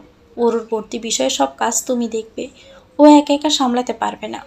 অভ্র বলল, প্লিজ বাবা, আমাকে এসব ঝামেলায় জড়িও না তো। আমার আরও অনেক কাজ আছে। অন্য কারো পিছনে খরচ করার মতো ফালতু সময় আমার নেই। অভ্রর বাবা রাগ হয়ে বললেন, ওরও অন্য কেউ নয় অভ্র, ওরও তোমার স্ত্রী। যেটাকে তুমি ঝামেলার ফালতু সময় বলছ সেটা তোমার দায়িত্ব। তুমি বলে যেও না তুমি নিজে ওরকে বিয়ে করতে চেয়েছ। তোমাকে কেউ জোর করেনি। I don't care. You have to care Abhra. মনে রেখো, তুমি যা করছো তাতে তোমার আর ইরার মধ্যে কোনো পার্থক্য থাকছে না। বাবার কথায় অভ্র রাগ করে খাওয়া ছেড়ে উঠে চলে গেল। অভ্রর মা বিরক্তি নিয়ে তার স্বামীর দিকে তাকিয়ে বললেন, দিলে তো আমার ছেলেটার খাওয়া বন্ধ করে। এমনিতে ওর মনে কত বড় আঘাত লেগেছে, এখন কি এসব কথা না বললেই নয়? সালেহা, তোমার সামনে বসা মেয়েটাও কিন্তু কারো সন্তান, তারও কিন্তু মন আছে, কথাটা তুমি মাথায় রেখো। অপরর বাবা উঠে চলে গেলেন। কিছুক্ষণ পর মাও উঠে পড়লেন। শুধু আমি সেখানে নিশ্চুপ হয়ে মাথা নিচু করে বসে রইলাম। আর তারপর চোখ থেকে গড়িয়ে পড়া এক ফোঁটা অশ্রু বিসর্জন দিয়ে কফির মগে নিজের অস্তিত্ব লুকিয়ে ফেললাম। সেদিন আমার আর ভর্তির অ্যাপ্লাই করতে যাওয়া হলো না। বাসার পরিবেশটাই এমন হয়ে গেল। অভ্র রাগ করে বাহিরে চলে গেল। আর মার আবার মাইগ্রেনের ব্যথা শুরু হয়ে যায়। তিনি দরজা জানালা বন্ধ করে শুয়ে থাকলেন। অভ্রর বাবা একটি মিটিংয়ের কাছে গাজীপুরে গিয়েছে। আমি এই বাড়ির বাগানটা ঘুরে ঘুরে দেখতে লাগলাম। বিশাল বড় বাগান, দেশি বিদেশি সব ধরনের ফুলই মোটামুটি লাগানো। অভ্রর দাদা নিজ হাতে এই বাগান তৈরি করে গেছেন। ওনার গাছপালার ভীষণ শখ ছিল। শেষ বয়সটা গাছের পরিচর্যা করেই কাটিয়েছেন। তার এই ফলন আজকের এই বিশাল বাগান সবই চম্পার কাছ থেকে শোনা। বাগানের মধ্যে ছোট্ট একটা অংশ জুড়ে শুধু গোলাপ ফুলের গাছ, তবে এখন বেশিরভাগ চারাই কেমন শুকিয়ে গেছে। গোড়ার কাছের আগাছা ভর্তি। আমি চোখে হাত দিয়ে দেখতে লাগলাম, পাতাগুলো লাল হয়ে গেছে। আপামনি, আপনি এনে কি করেন? আমি পিছনে ঘুরে মিষ্টি হেসে জবাব দিলাম, কিছু না চম্পা, এমনিতে ঘুরে ঘুরে দেখছিলাম। এই রোদের মধ্যে আপনি হেনে থাইকেন না পা, আপনার এত সুন্দর গায়ের রং নষ্ট হয়ে যাইব। আমি মৃদু হেসে জবাব দিলাম, তুমি আমার গায়ের রং এত সুন্দর কোথায় দেখলে? আমার গায়ের রং তো সাধারণ বাঙালির মেয়েদের মতোই। গায়ের রং তো আছে তোমাদের অব্রবাইয়ার। হায় হায়, কী কোন আপা, আপনি সাধারণ? আপনি জানেন আপনার এতেই কত সুন্দর লাগে? আমাকে অব্রবাইজান তো একেবারে পুরো রাজপুত্র। রাজপুত্র? আর আপনি হলেন হের রাজকুমারী। দুজনরে কি যে ভালো মানাইছে। আপনারা দুইজন পুরা পারফেক্ট। চম্পার কথা বলার ভঙ্গিতে আমি কিলকিল করে হেসে দিলাম। চম্পা খানিক সময় দৌড়ে আমার দিকে তাকিয়ে থেকে বলল, আপামনি, আপনি জানেন আপনি যখন হাসেন তখন কী যে ভালো লাগে, মন চাই খালি চাইয়াই থাকি। হয়েছে চম্পা, তোমার আর আমার দিকে এত তাকিয়ে থাকতে হবে না। আমার দিকে যদি সারাক্ষণ তাকিয়ে থাকো তাহলে মফিজ ভাইকে দেখবে কখন?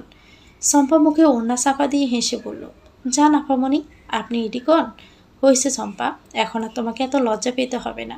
রান্নার মাঝে মাঝে ইমার্জেন্সি ফোনগুলো কার কাছে যায়, সকালে ময়লা জড়ি ফেলতে যাওয়ার সময় 15 মিনিট দেরি কেন হয় তা সবই আমি জেনে গেছি।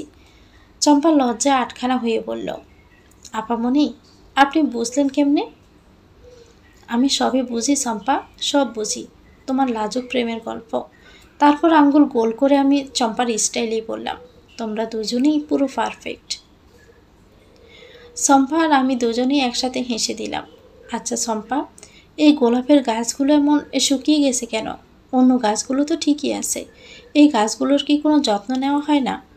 আর কইেন না তো আপা, এই গাছগুলো সব অগ্রবাইজান শখ করে লাগাইছিল। কত যত্ন যে সে করতো। এই এত বড় বড় লাল টুকটুকে সুন্দর ফুল হইতো। অহন তো আর হে বাগানে আহেই না। আর ওই কামছরা মালি বেড়াও এই জায়গায় একটু ভিতরে বইলা ঠিকমতো যত্ন নেয় না। কোনোদিন পানি দেয়, আবার কোনোদিন দেয় না। চম্পা, একটা কাজ করো তো, একটা কাস্তে কীটনাশক স্প্রে আর একটু পানি নিয়ে আসো। আপামনি, আপনি কি এখন এসব করবেন? আপনি ভিতরে যান, আমি করতেছি। আমি যা বলছি তুমি তাই করো চম্পা। যাও, তাড়াতাড়ি নিয়ে আসো। আমার কথা মতো চম্পা সব কিছু নিয়ে এলে আমি মাথার চুলগুলো হাত খোপা করে নিজ হাতে গাছের গোড়ার আগাছাগুলো পরিষ্কার করে দিতে লাগলাম। হঠাৎ করে চম্পা আমাকে ডেকে উঠল, আপামনি। হুম? ভাইজান যদি রাগ হয়? রাগ হলে হবে। আমরা গাছগুলোতে প্রাণ ফিরিয়ে আনার চেষ্টা করছি। আমার মনে হয় না এতে কেউ রাগ হতে পারে। কিছুক্ষণ নীরবতা শেষে আমি চম্পাকে ডেকে উঠলাম, চম্পা। কন আপামনি, তোমরা সবাই কি তোমাদের অভ্র ভাইজানকে খুব ভয় পাও? এখন পাই, আগে পাইতাম না। আগে অভ্র ভাইজান খুবই ভালো ছিল। সব সময় হাসি খুশি থাকতো। আমাকে লগে কথা কইতেও মজা করতো। আপা, আপনি ভাইজানরে এখন যেমন দেখতেছেন, ভাইজান মোটেও তেমন না। ভাইজান অনেক ভালো মানুষ। দেখেন, একদিন ভাইজান আবারও আগের মতো হইয়া যাইব।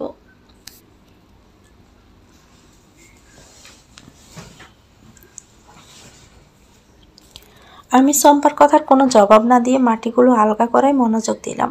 তারপর পানি দিয়ে গাছের পাতায় কীটনাশক স্প্রে করে দিলাম। সব কাজ শেষে উঠে দাঁড়িয়ে হাত থেকে মাটি ঝাড়া দিয়ে বললাম, যাক, সব শেষ। আপামনি, আপনি হয়রান হয়ে গেছেন। চলেন এখন ভিতরে যাই। দূর, এতটুকুতে কি কেউ আবার হয়রান হয় নাকি? আমার তো বেশ ভালো লাগছে এখানে। আমি যেখানে দাঁড়িয়ে আছি দেখলাম এখান থেকে অব্র রুমের বারান্দাটা সোজা দেখা যায়। চারপাশে চোখ বুলিয়ে হঠাৎই বাগানের কোনায় একটি বড় কৃষ্ণচূড়া গাছ দেখে আমি চমকে উঠলাম। গাছ ভর্তি হয়ে আছে লাল কৃষ্ণচূড়া ফুলে। ফুল বোঝায় বড় বড় প্রকাণ্ড ডালপালাগুলো ছড়িয়ে আছে। সেগুলো দেখে আমার একটু লোভ পেয়ে গেল। আমি শম্পাকে বললাম, শম্পা, আমাকে একটা বড় মোটা দড়ি আর কাঠের কোনো শক্ত তক্তা জোগাড় করে এনে দিতে পারবে?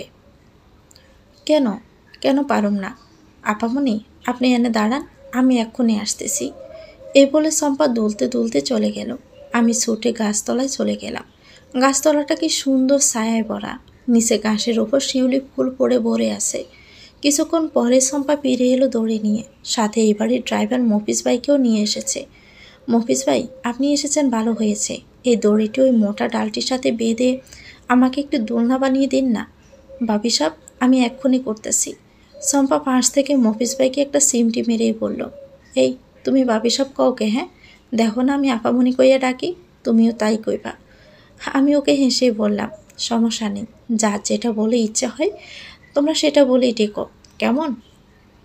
ওরা দুজন একসাথে মাথা দুলিয়ে চরম উৎসাহে গাছের ডালে দোলনা বাঁধার কাজে লেগে পড়ে এবং কিছুক্ষণের মধ্যে চটপট করে একটি সুন্দর দোলনাও বানিয়ে ফেলল। আমি খুবই খুশি হয়ে দোলনায় বসতে গেলাম।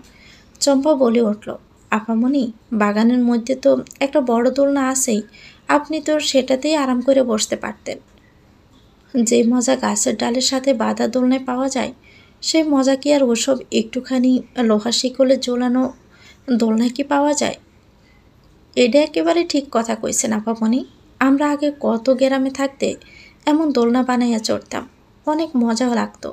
আসেন আপামনি, আমি আপনার পিছন থেকে ধাক্কা দিয়ে দিতেছি। চম্পা আমাকে পিছন থেকে জোরে জোরে ধাক্কা দিতে লাগলো।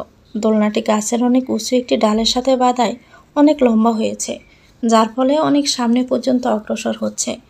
গাছের ছায়ায় এমন দোলনা খেতে যে কি ভীষণ মজা লাগছে। চম্পার প্রথম ধাক্কার পরে দ্বিতীয় ধাক্কা খেতে আমার মাথায় হাত খোপাটা খুলে ফিট ভর্তি ছুলে ভরে গেল। গোলাপি পাতলা ওড়নার সাথে তাল মিলিয়ে বাতাসে তা উদাম হয়ে উঠতে লাগলো। আনন্দে আমি অনেকদিন পর খিলখিল করে হাসতে লাগলাম। কিছুক্ষণ পর হঠাৎ দেখি অভ্র গেটের ভিতরে রাস্তার মুখে বাগানের দিক থেকে দাঁড়িয়ে আমার দিকে তাকিয়ে আছে। আমি হাসি থামিয়ে দোলনা থামাতে চাইলাম, কিন্তু তা থামলো না, আমাকে নিয়ে দুলতেই থাকলো। আমার চোখে চোখ পড়ায় অভ্র সেখান থেকে চলে গেল। কিছুক্ষণ পর আমি রুমে চলে আসলাম। অভ্র বিছানার সাথে হেলান দিয়ে বসে ফোন টিপছিল। আমি কি করব বুঝতে না পেরে রুমে থাকা বুক সেলফটা ঘাঁটাঘাঁটি করছিলাম আর চোখে তার মেজাজ অনুধাবনের চেষ্টা করছিলাম। বেখেয়ালি হয়ে থাকার কারণে হয়তো বুক সেলফের কোনায় থাকা কিছু একটা আমার হাত লেগে নিচে পড়ে গেল। আওয়াজে আমি চমকে উঠে নিচে তাকিয়ে দেখি একটা কালো সেনের ঘড়ি। আমি তাড়াতাড়ি নিচ থেকে হাতে তুলে দেখি উপরের কাজটা ভেঙে গেছে। অভ্র আমার হাতে থাকা ঘড়িটার দিকে তাকিয়ে আছে। একসময় ধীরে ধীরে আমার দিকে এগিয়ে আসতে লাগলো। ভয়ে আমার রীতিমতো ঘাম ছুটে গেছে। সে বলেছিল তার কোনো জিনিসে হাত না দিতে, আর এখন তো আমি ডিরেক্ট ভেঙেই ফেলেছি। না জানি এখন কি করে। সরি, আমি আসলে খেয়াল করিনি, কিভাবে যেন হাত লেগে পড়ে গেল। আমি ইচ্ছে করে করিনি, সত্যি। উনি আমার হাত থেকে ঘড়িটা নিয়ে তার দিকে কিছুক্ষণ ব্রুকুসকে তাকিয়ে বললেন, যা করেছ ভালোই করেছ। এটার কোনো চিহ্নই আমি আর আমার জীবনে রাখতে চাই না, সব ফেলে দিয়েছি। হয়তো এটা এই কোনায় পড়ে বাদ পড়ে গিয়েছিল। অভ্র ঠোঁটের কোনো একটা মৃদু বাবলেসীন হাসি ফুটে উঠে পরক্ষণে মিলিয়ে গেল। হাতের ঘড়িটা তিনি রুমের কোনায় রাখা ডাস্টবিনে ফেলে দিলেন। একটি মোটা ফাইল হাতে নিয়ে সরু রাস্তার পাশে দাঁড়িয়ে আছি। রোদে তাকিয়ে থাকা যাচ্ছে না। হাতের ফাইলটা একবার মাথার উপরে চোখে আড়াল করে রোদের থেকে আবার ডান হাত দিয়ে বাম হাতে নিলাম। সামনে খানিক দূরত্বে বিশাল লাইন। বুঝতে পারছি না লাইনের মধ্যে কি ঢুকে যাব। এই বিশাল লাইন শেষ হতেও ঠিক কত ঘন্টা সময় লাগবে। ভার্সিটির সামনে পরম তুলতে আজ আমার জান রফাদফা হয়ে যাচ্ছে। সত্যি বলতে এসব ভর্তির কাজ টাজ আমি একদমই বুঝি না। প্রতিবার তো আপুই সব করে দেয়। এসব ব্যাপারে আমার ইরা আপু পুরো পারদর্শী। তার উপর ইরা আপু এই ভার্সিটিতেই পড়তো। একা একা ভীষণ নার্ভাস লাগছে আমার কাছে। কি করব না করব কিছুই বুঝতে পারছি না। বাবাকে কি একটা ফোন করব? এখানে কি আসতে বলবো? নানান চিন্তা ভাবনার পরে বাবাকে ফোন করার জন্য ব্যাগটা খুলে ফোনটা হাতে নিতেই বাইক চালিয়ে সেখানে অভ্র উপস্থিত হলো। তাকে দেখে আমি ভীষণ অবাক হলাম। আমার অবাক দৃষ্টিকে কোনো পাত্তা না দিয়ে তিনি আমার হাত থেকে ফাইল নিয়ে বিড় ঠেলে একটা রুমে ঢুকে গেলেন এবং খুব সহজে ফর্ম তুলে এনে আমাকে দিয়ে ফিল আপ করিয়ে আবারও জমা দিয়ে দিলেন। আমার বেশ ভালো লাগলো। তিনি না এলে যে কি হতো, আমি তো হয়তো একা একা ঠিক মতো কিছু করতেও পারতাম না। কাজ শেষে তিনি বাহির হলেন। হল থেকে বেরিয়ে এলেন। আমি পিছন থেকে তার পিছু পিছু ছুটতে ছুটতে তাকে জিজ্ঞেস করলাম, আপনি এখন কোথায় যাবেন? বাসায় যাব। রাস্তার পাশে দাঁড় করানো বাইকে অব্র উঠে বসলো। আমিও পিছনে বসতে গেলাম, কিন্তু তার আগে তিনি রাস্তার পাশে দাঁড়ানো একটি রিক্সা হাত ইশারা করে ডাকলেন। রিক্সাওয়ালা রিক্সা নিয়ে এগিয়ে আসতেই তিনি আমার কথা বলে পৌঁছে দিতে বললেন। ঠিক সে সময় গেটে থাকা দারোয়ানটি এগিয়ে এসে বলল, আরে অব্র ভাই না, ভালো আছেন? অব্র মিষ্টি হেসে জবাব দিল, হ্যাঁ ভালো। তুমি ভালো আছো কাদের ভাই? জি ভাই, ভালো আছি। কতদিন পর আপনার সাথে দেখা হইল। আপনি তো আর এদিকে আসেনি না, আজকে আসলেন কি কোনো কাজে আছে? বাবা বলল ওর ভর্তির কাজে একটু সাহায্য করে দিতে। নতুন তো, তাই আর কি। আপনার কি হয় ভাই? এই কথার উত্তরে অব্র সামনে তাকিয়ে শক্ত করেই বলল, আমার কেউ না। অব্র বাইক চালিয়ে চলে যাওয়ার পর দারোয়ানও নিজের জায়গায় গিয়ে চলে গেলেন। রিক্সাওয়ালা পাশ থেকে বলে উঠল, আপা যাইবেন না? আমি তার যাওয়ার পথ দেখে চোখ সরিয়ে একটি ছোট্ট করে দীর্ঘশ্বাস ফেললাম। সত্যিই তো, আমি তার কে? আমি তার কেউ না, আমি তার কেউই না। অব্র রিক্সাওয়ালাকে তাদের বাড়ির ঠিকানা বলে দিলেও আমি সরাসরি বাড়ি গেলাম না। রিক্সা নিয়ে কিছুক্ষণ নিউ মার্কেটের অলিগলিতে ঘুরে বেড়াতে লাগলাম আর ঢাকার মানুষদের বিচিত্র জীবনধারা অবজার্ভ করতে লাগলাম। রাস্তার পাশে একজন খোড়া লোক পা টেনে টুনে ভিক্ষে করছে। একটি কোট প্যান্ট পরা ভদ্রলোকের পিছন পিছন ভিক্ষা চাইতে চাইতে তিনি রাস্তার খানিকটা মাঝখানেই চলে এলেন। ঢাকার ব্যস্ত রাস্তার এপাশ ওপাশ থেকে ননস্টপ গাড়ি আসছে যাচ্ছে। হঠাৎ একটি বড় মালবাহী ট্রাক খোড়া ভিক্ষুকটির দিকে তেড়ে আসতে লাগলো। আমার গলা শুকিয়ে এলো, মনে হচ্ছে এক্ষুনি বড় কোনো অ্যাক্সিডেন্ট হতে যাচ্ছে। কিন্তু আমাকে চরম চমকে দিয়ে খোড়া লোকটির ঢিলা প্যান্টের ভিতর থেকে একটি পা বেরিয়ে এসে ছোট রাস্তার ফুটপাতের উপর উঠে গেল। খোড়া লোকটি এখন কোমরে হাত দিয়ে সোজা টান টান হয়ে দাঁড়িয়ে আছে। সেই কোট প্যান্ট পরা ভদ্রলোকটি যাওয়ার পথের দিকে তাকিয়ে বিড়বিড় করে কি যেন বলে পায়ের কাছে একদলা থুতু ফেলল। সম্ভবত সে লোক কোট প্যান্ট পরা ভদ্রলোকটিকে গালি দিচ্ছে। ঢাকার রাস্তায় এমন বিচিত্র ঘটনা অহরহ দেখতে পাওয়া যায়। আমার মনটা আজ উদাস হয়ে আছে। মনটাকে অতি দ্রুত ঠিক করা প্রয়োজন। মন ঠিক করার অনেক ট্রিক আমি জানি, তার মধ্যে অন্যতম হলো কোনো মজার জিনিস ভাবা, যেটা ভাবতে অজান্তে মুখ চেপে হাসি বের হবে। রোদের তীব্রতা আজ প্রখর। এর আরেক নাম হচ্ছে ছাতিপাটা রোদ। একে ছাতিপাটা রোদ কেন বলে কে জানে। আমার এক ছোট মামা আছে, তিনি একবার ঠিক করলেন তিনি হিমু হবেন। হিমু হওয়ার প্রথম পদক্ষেপ হিসেবে তিনি অর্ডার দিয়ে একটা পকেটবিহীন হলুদ পাঞ্জাবি বানিয়ে আনলেন। এরপর পাদুকা জোড়া ত্যাগ করে ঢাকা শহরের রাস্তায় রাস্তায় ঘুরে বেড়াতে লাগলেন। প্রথম দিন ঘুরে এসেই ঘরে ফিরে ঠান্ডা পানিতে পা ডুবিয়ে বললেন, উফ, এভাবে কি ঘোরাঘুরি করা যায়? বাহিরে ছাতিপাটা রোদ, পায়ে ফোস্কা পড়ে যায় এমন অবস্থা। বুঝলি ওরও অনেক বড় ভুল হয়ে গেছে। হুমায়ুন আহমেদ বেঁচে থাকতে থাকতে তাকে রিকোয়েস্ট করা উচিত ছিল হিমুর পায়ে একজোড়া জুতো দেওয়ার জন্য। শুধুমাত্র একজোড়া জুতোর জন্য আমি হিমু হতে পারলাম না। মানা যায় বল? এটা কি মানা যায়? মামা এর আগে আরও অনেক উপন্যাসের চরিত্র ধারণ করার চেষ্টা করেছেন, কোনোটাতে তেমন সফল হতে পারেননি। একবার বিদেশ থেকে ফিরে এলেন শার্লক হোমসের বেশে। মাথায় বড় ক্যাপ, লং কোট, মুখে গাম্ভীর্যতা। যে কোনো জিনিসের রহস্যর গন্ধ খুঁজে পান। মার একবার একটি তামার ছোট্ট গ্লাস হারিয়ে গেল। মামা তাতে গম্ভীর হয়ে বলল, গ্লাসটা তো হুট করে উধাও হতে পারে না, নিশ্চয়ই এর পিছনে কোনো রহস্য আছে। মা বলল, বাদ দে তো, এখন সামান্য একটা গ্লাসের জন্য কি পুলিশের কাছে যাব নাকি? মামা সব বিস্মিত করে বলল, আপা তুমি এটাকে সামান্য বলছো? এমনও তো হতে পারে গ্লাসটাকে কেউ চুরি করেছে, অথবা তোমাদের ভয় দেখিয়ে থ্রেট দেওয়ার চেষ্টা করছে। এটাই শুরু, এরপর দেখবে আরও বড় বড় জিনিস হারাবে। আমি থাকতে তা কখনোই হতে দিব না। আমি এখনই বের করছি গ্লাসটা হারিয়ে যাওয়ার রহস্য। এর পিছনে কার হাত আছে? গ্লাস হারিয়ে যাওয়ার রহস্যের পিছনে হাত ছিল একটি বেড়ালের। মামা যদি রান্নাঘরে ফ্রিজের পিছনে চিপায় একটু উকি দিত, তবেই না হয় পেয়ে যেত। কিন্তু মামা সহজ রাস্তায় না গিয়ে একটি ম্যাগনিফাই গ্লাস চোখের সামনে ধরে তদন্ত শুরু করে দিল বাড়ির পিছনে জঙ্গলের চার চোপে পাইপের চিপা চাপায়। আর ফলস্বরূপ বাড়ির পিছনে পড়ে থাকা ভাঙা কাছে পা কেটে নিয়ে এলো। পা কেটে যাওয়ায় মামা বাচ্চাদের মতো কাঁদতে লাগলো। বাবাকে বলল, দুলাভাই আপনি বলেন বাড়ির পিছনে কাঁচ ভাঙা আসলো কিভাবে? আমার মনে হয় কেউ ষড়যন্ত্র করছে, ঘোর ষড়যন্ত্র। বাবা বিরক্ত মুখেই বললেন, হ্যাঁ, বাড়ির পিছনে কাঁচ ভাঙা থাকবে কেন? কাঁচ ভাঙা তো থাকবে ঘরের মধ্যে ডাইনিং টেবিলের উপর, তাই না? গর্তব্য থাকার। রিক্সা ছেড়ে আমি রাস্তায় নেমে পড়লাম। একটি মার্কেটের মধ্যে ঢুকে পড়ে দোকানগুলোতে ঘুরে বেড়াতে লাগলাম। কিছুই কিনলাম না। তারপর ফুটপাতে একটি দোকান থেকে কোনো কারণ ছাড়াই 80 টাকা দিয়ে একজোড়া বেগুনি রঙের স্যান্ডেল কিনে ফেললাম। পায়ের চামড়া জুতাটা সেখানে ফেলে এসে স্যান্ডেল পরে হাঁটতে লাগলাম। দুপুর 12:30টায় বাড়িতে পৌঁছালাম। অব্রতের বাড়ি না, আমাদের বাড়িতে। কাজের মেয়ে টুম্পা দরজা খুলে একগাল হেসে বলল, আপা আপনি কেমন আছিস টুম্পা? মুই তো ভালো আছি, আপনি কেমন আছেন? এমন শুকাইয়া গেছেন কে? আমি তো ভালোই আছি। শোন, আমি কি এখন ঘুমাবো, বিকেলের আগে যেন আমাকে কেউ না ডাকে। বিছানায় ক্লান্ত শরীরটা এলিয়ে দিয়ে আমি চোখ বন্ধ করে ফেললাম। তারপর যখন চোখ খুলল তখন দেখলাম আমার পাশে মা বসে উদ্বিগ্ন মুখে তাকিয়ে আছে। আমি মিষ্টি করে হেসেই বললাম, কেমন আছো মা? মা ভীত স্বরেই বলল, তোর কি হয়েছে? এমন হুট করে কিছু না জানিয়ে চলে এলি, তার উপর আবার বলে দিয়েছিস তোকে যেন না ডাকা হয়। দুপুরের খাবারটাও তো খেলি না। কেন মা, এখন কি আমি নিজের বাড়িতে না জানিয়ে আসতেও পারবো না? আমি কি সেটা বলেছি নাকি?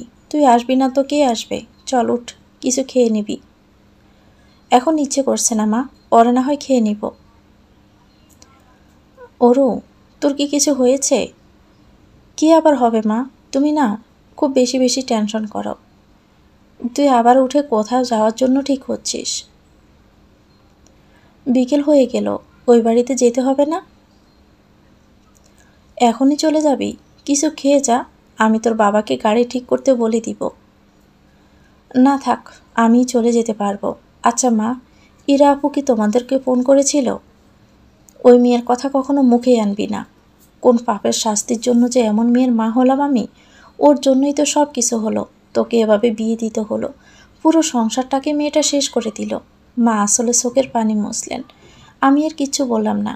মা আমার কাঁধে হাত রেখে বলল, তুই সত্যি ঠিক আছিস তরু? কোনো অসুবিধা হলে আমায় বল, আমি তোর বাবার সাথে কথা বলবো। তোকে আর ওই বাড়িতে যেতে হবে না। আমি মায়ের হাত মুঠোয় নিয়ে বললাম,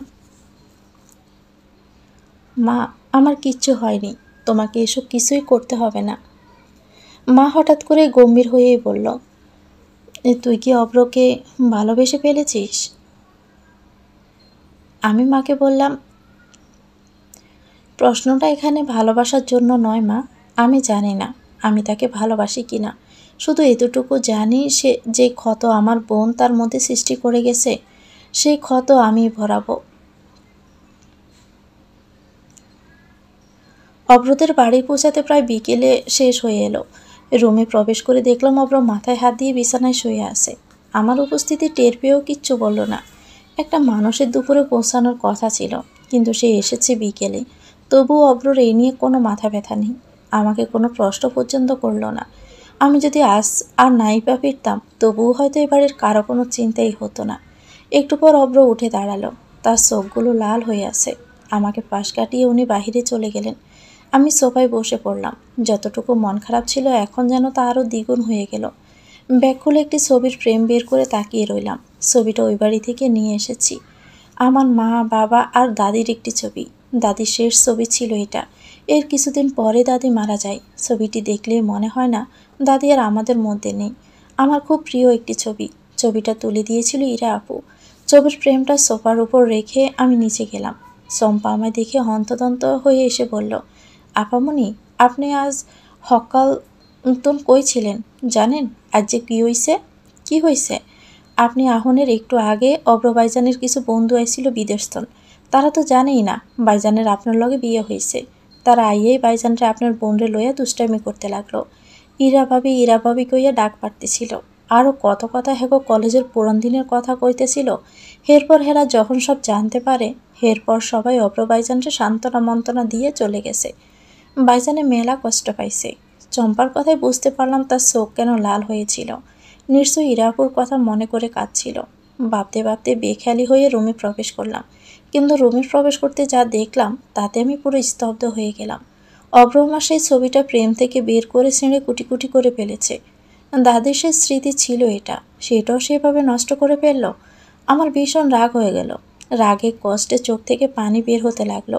দাঁতে দাঁত চেপে তাকে হাত দিয়ে নিজের দিকে ঘুরিয়ে বললাম, আমার ছবি কেন ছিঁড়ে ফেলেছেন? উনি আমার হাতে একটা ঝাড়ি দিয়ে সরিয়ে বলল, ইরার কোনো জিনিস আমি আমার আশেপাশে থাকতে দিব না। ওই ছবিটা তোলা অত্যাধিক সুন্দর হওয়ায় আপু ছবির নিচে টাইপও করে লিখে দিয়েছিল, ফটো ক্রেডিট বাই ইরা।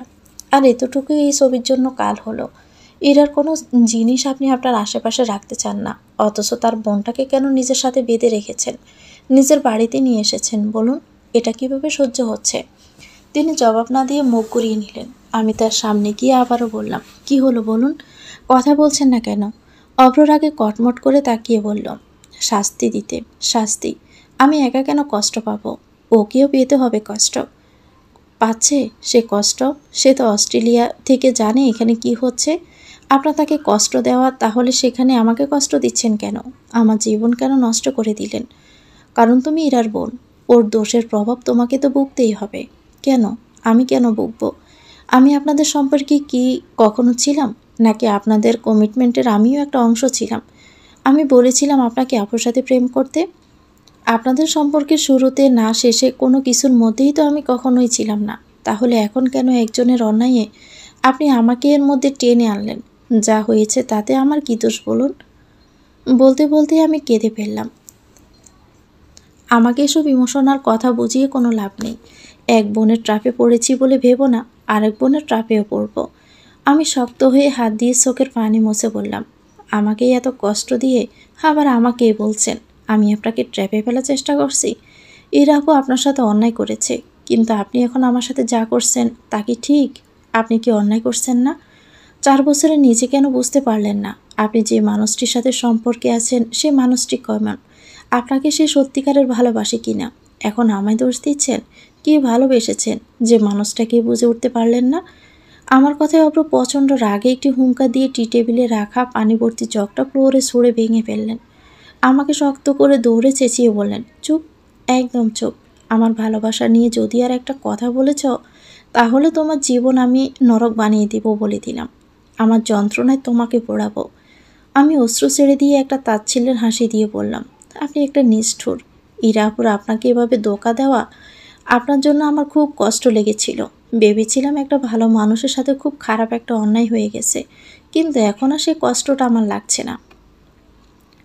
প্রত্যুত্তরে উনি আর কিছুই বললেন না। আমাকে ধাক্কা দিয়ে ফ্লোরে ফেলে দিয়ে গটগট করে রুম থেকে বেরিয়ে গেলেন। তার ধাক্কায় মেঝেতে পড়ে থাকা ভাঙা কাঁচের টুকরোর উপর পড়ে গেলাম। ভাইয়ার হাতে কাঁচের টুকরো গেঁথে গেল। আমি নির্বিকার ভঙ্গিতে হাত থেকে কাঁচের টুকরোটা বের করলাম। একটু উফ অব্দি শব্দ করলাম না। নিজের প্রতি নিজেরই প্রচণ্ড অবাক হয়ে গেলাম। ছোটবেলায় একটু ব্যথা লাগলে পুরো বাড়ি আমি মাথায় তুলে ফেলতাম, আর এখন আমি এতটাই স্ট্রং। পায়ের আঘাত ঠিক না করে আমি সোফায় শুয়ে কখন যেন ঘুমিয়ে পড়লাম। ঘুম ভাঙলো অনেক রাতে।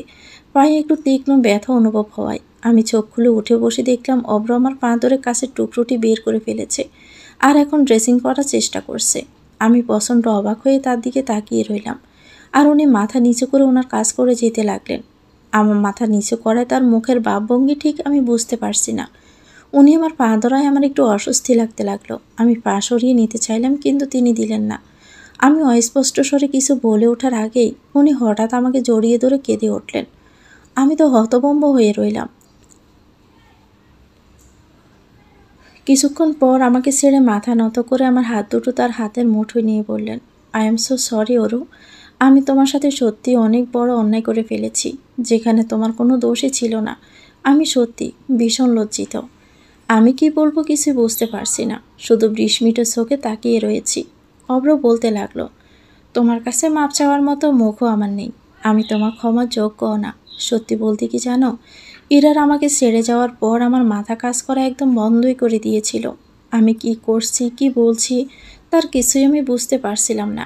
আমার সাথে কেন এমনটা হলো বলতে পারো অরূপ? আমি তো আমার ভালোবাসায় কোনো কমতি রাখিনি। নিজের সর্বোচ্চটুকু দিয়ে উজাড় করে তাকে ভালোবেসেছিলাম। তুমি যে বললে না আমি কেন ইরাকে চিনতে পারিনি, ইরার অনেক স্বভাবই আমার ভালো লাগতো না। ও বারবার ভুল করত, কিন্তু আমি ক্ষমা করে দিতাম। আমি ভাবতাম ভালোবাসার মানুষটিকে কী বা ভালোবাসলাম যদি তার ভুলগুলোকে ক্ষমাই না করতে পারি। আমি ইরাকে কতটুকু ভালোবেসেছিলাম তা আমি বলে বোঝাতে পারবো না, কিন্তু ইরা যে আমাকে এভাবে এত বড় একটা কষ্ট দিয়ে দিবে তা আমি কখনো ভাবতেই পারিনি। এর থেকেও যদি ইরা আমায় খুন করে ফেলতো তবুও হয়তো এতটা কষ্ট আমি পেতাম না। একদিকে ভালোবাসা থেকে ধোঁকা পেয়েছি, আরেকদিকে বন্ধুত্ব থেকেও। ভালোবাসা আর বন্ধুত্বের উপরেও যে আমাকে সন্দেহ করতে হবে এটা আমি ভাবতেও পারিনি। আমার খুব নিঃসঙ্গ লাগে অরু। এতটা কষ্ট আমি সহ্য করতে পারছি না। এই কষ্ট আমার অস্তিত্বটাকে পাল্টে দিয়েছে।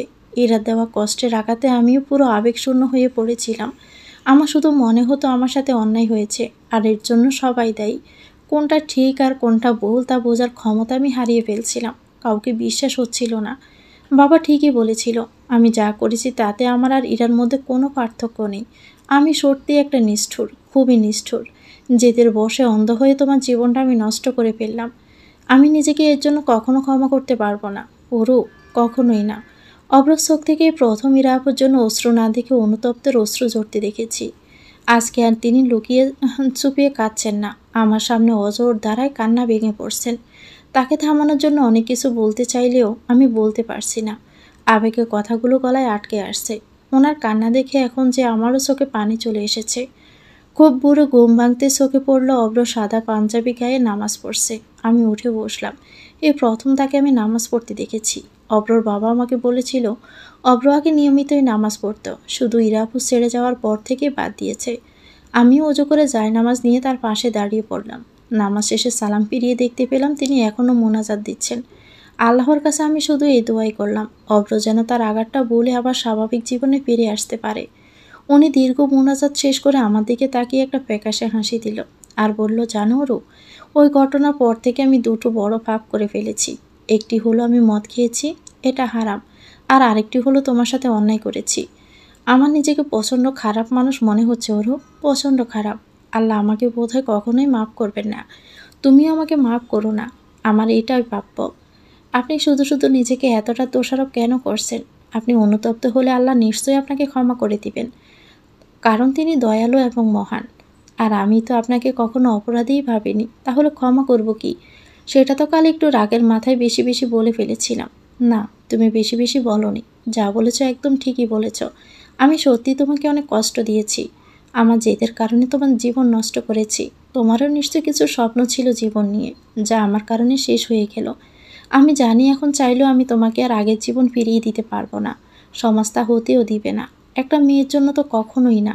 তাই আমি তোমাকে কথা দিচ্ছি, তোমার আর কোনো অসুবিধা আমি হতে দিব না। তোমার যেসব স্বপ্ন আছে সব পূরণ করব আমি, সাহায্য করব। তোমাকে আর কোনো কষ্ট পেতেও দিব না। বেডসের টেবিলে ড্রয়ার খুলে তিনি একটি ছবি বের করে আমার হাতে দিলেন।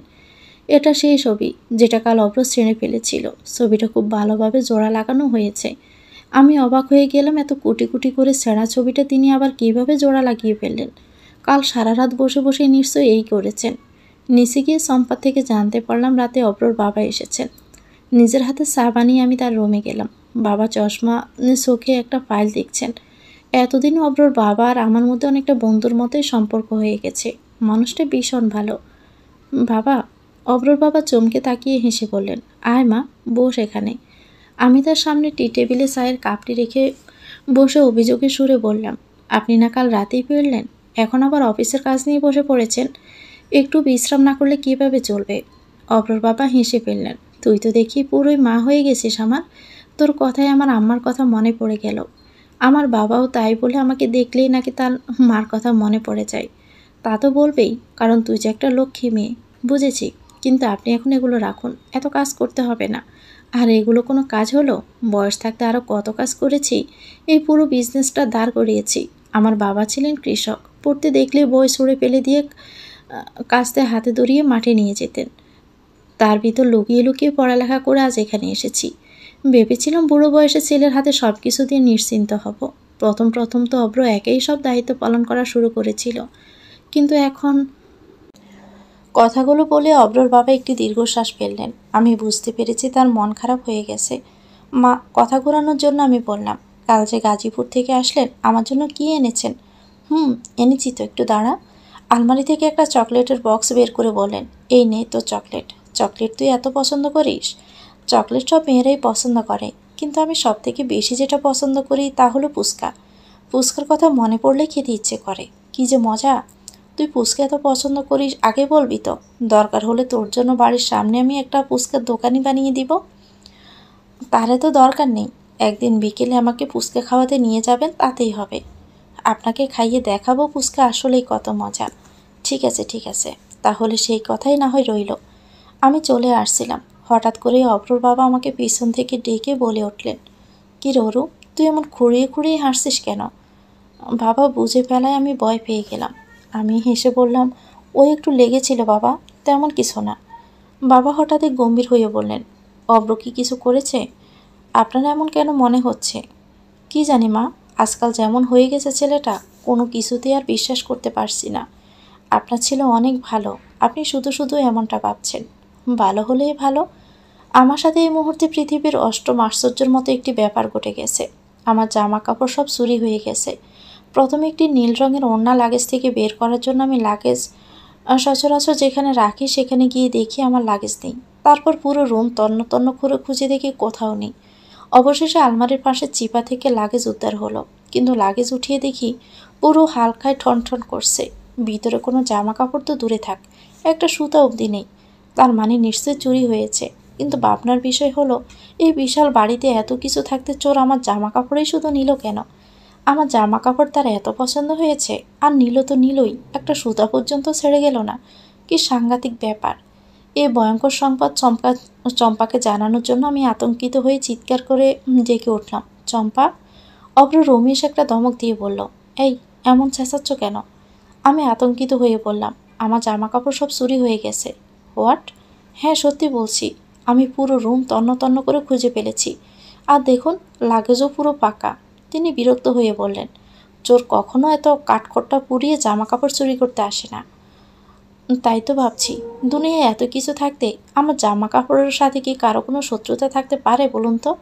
অব্র একটি বিরক্তিকর দীর্ঘশ্বাস ছেড়ে আলমারির একটি কবাট খুলে দিলেন। কিন্তু যা দেখলাম তাতে জামা কাপড় চুরি হওয়া চাইতেও বেশি অবাক হয়ে গেলাম। মুখ হা হয়ে গেল। আমার সব জামা কাপড় তার আলমারির এক সাইডে অবশেষে স্থান পেয়েছে। সব খুব সুন্দরভাবে গুছিয়ে রাখা আছে তার জামা কাপড়ের পাশে। কতক্ষণ ওভাবে মুখ হা করেছিলাম আমি জানি না। একসময় অব্র বলে উঠল, এবার মুখটা অন্তত বন্ধ করো, না হলে সব মাছি তাদের গুহা বেয়ে তোমার মুখের মধ্যেই চলে যাবে। আমি থতমত খেয়ে মুখ বন্ধ করে নিলাম। অব্র বলল, আমি তোমার জামা কাপড় আলমারিতে রেখে দিয়েছি, তোমাকে বলতে ভুলে গিয়েছিলাম। কিন্তু যেভাবে তুমি মুহূর্তের মধ্যে চোর বানিয়ে দিলে, তুমি নাকি পুরো রুম তন্ন তন্ন করে খুঁজে দেখেছ। যদি দেখিয়ে থাকো তবে পেলে না কিভাবে? আমি হঠাৎ মুখ ফসকে বলে ফেললাম, আমি ভেবেছিলাম আমার জামা কাপড় পৃথিবীর যে কোনো কোনায় থাকতে পারে, কিন্তু আপনার আলমারিতে কখনোই থাকবে না, যেভাবে গতবার ফেলে দিয়েছিলেন। আমার কথায় অপর মন খারাপ হয়ে গেল। আমিও বুঝতে পারলাম বোকার মতো কি যে বলে ফেলেছি, তাই কথা ঢাকতে বললাম, শুধু শুধু আপনি কষ্ট করে রাখতে গেলেন কেন? আপনার জামা কাপড় রাখতে অসুবিধা হতে পারে। তাছাড়া আমার এখন খারাপ লাগে না, আমার এখন অভ্যাস হয়ে গেছে লাগেজে রাখতে রাখতে। না ওরু, প্রয়োজন হলে আমার জামা কাপড় লাগেজে রেখে দিব, কিন্তু আমার জন্য তোমার কোনো অসুবিধা আমি হতে দিব না। আগেও অনেক অদ্ভুত কাণ্ড করে ফেলেছি, আর না। তোমাকে আমি এই বাড়িতে নিয়ে এসেছি, তাই তোমার যাতে অসুবিধা হয় আমি তাই করব।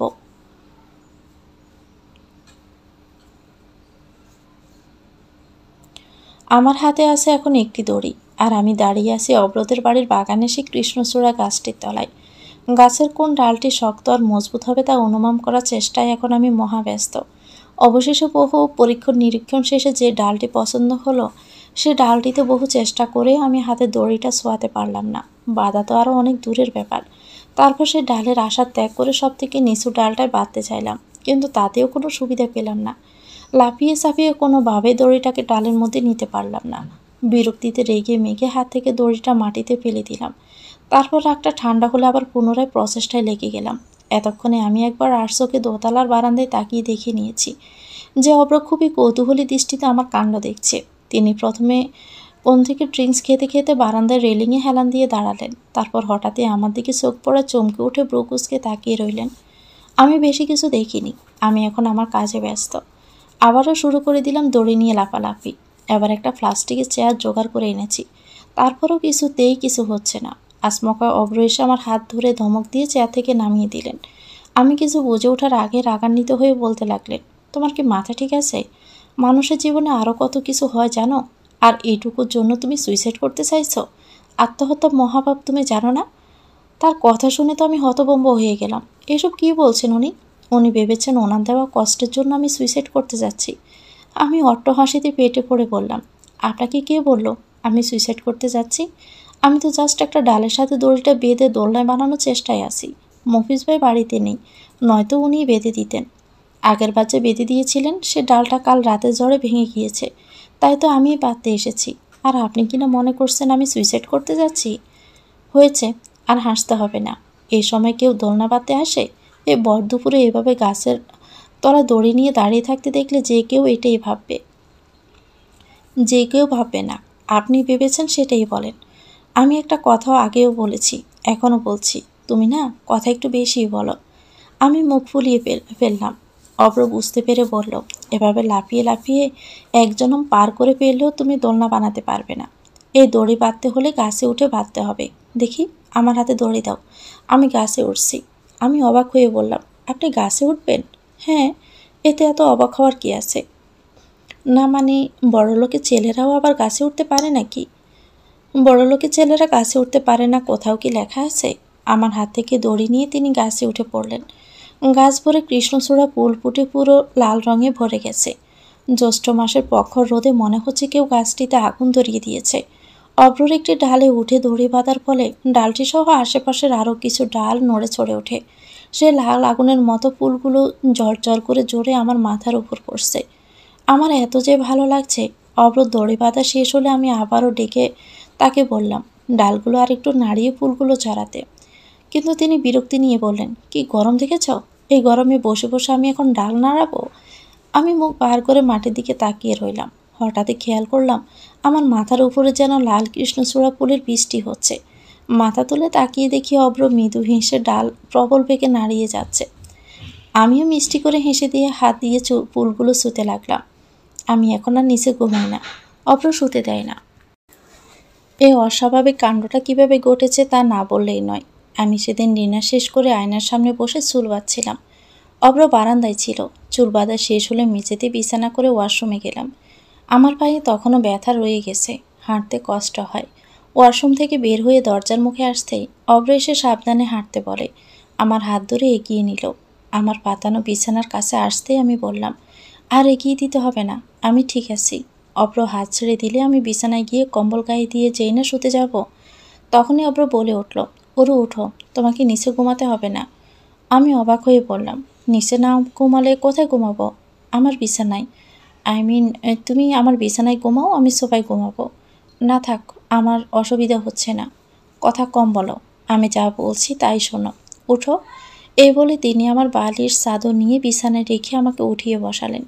আর তিনি তার বালিশ নিয়ে সোফায় গিয়ে শুয়ে পড়লেন। আমিও শুয়ে পড়ে তার দিকে তাকিয়ে রইলাম। উনি লম্বা মানুষ, সোফায় ঘুমাতে নিশ্চয়ই অসুবিধা হচ্ছে, কিন্তু এছাড়া আর কোনো উপায় কি? আমি বিছানায় ঘুমালে তাকে তো সোফাতেই ঘুমাতে হবে। অব্র এখন আর আগের মতন নেই। আমার সাথে ভালো ব্যবহার করে, আমার খেয়াল রাখে, কিন্তু তবুও আমাদের সম্পর্কে তো কোনো পরিবর্তন হয়নি। অব্রর বিছানায় ঘুমাতেও একটু অন্যরকম লাগছিল।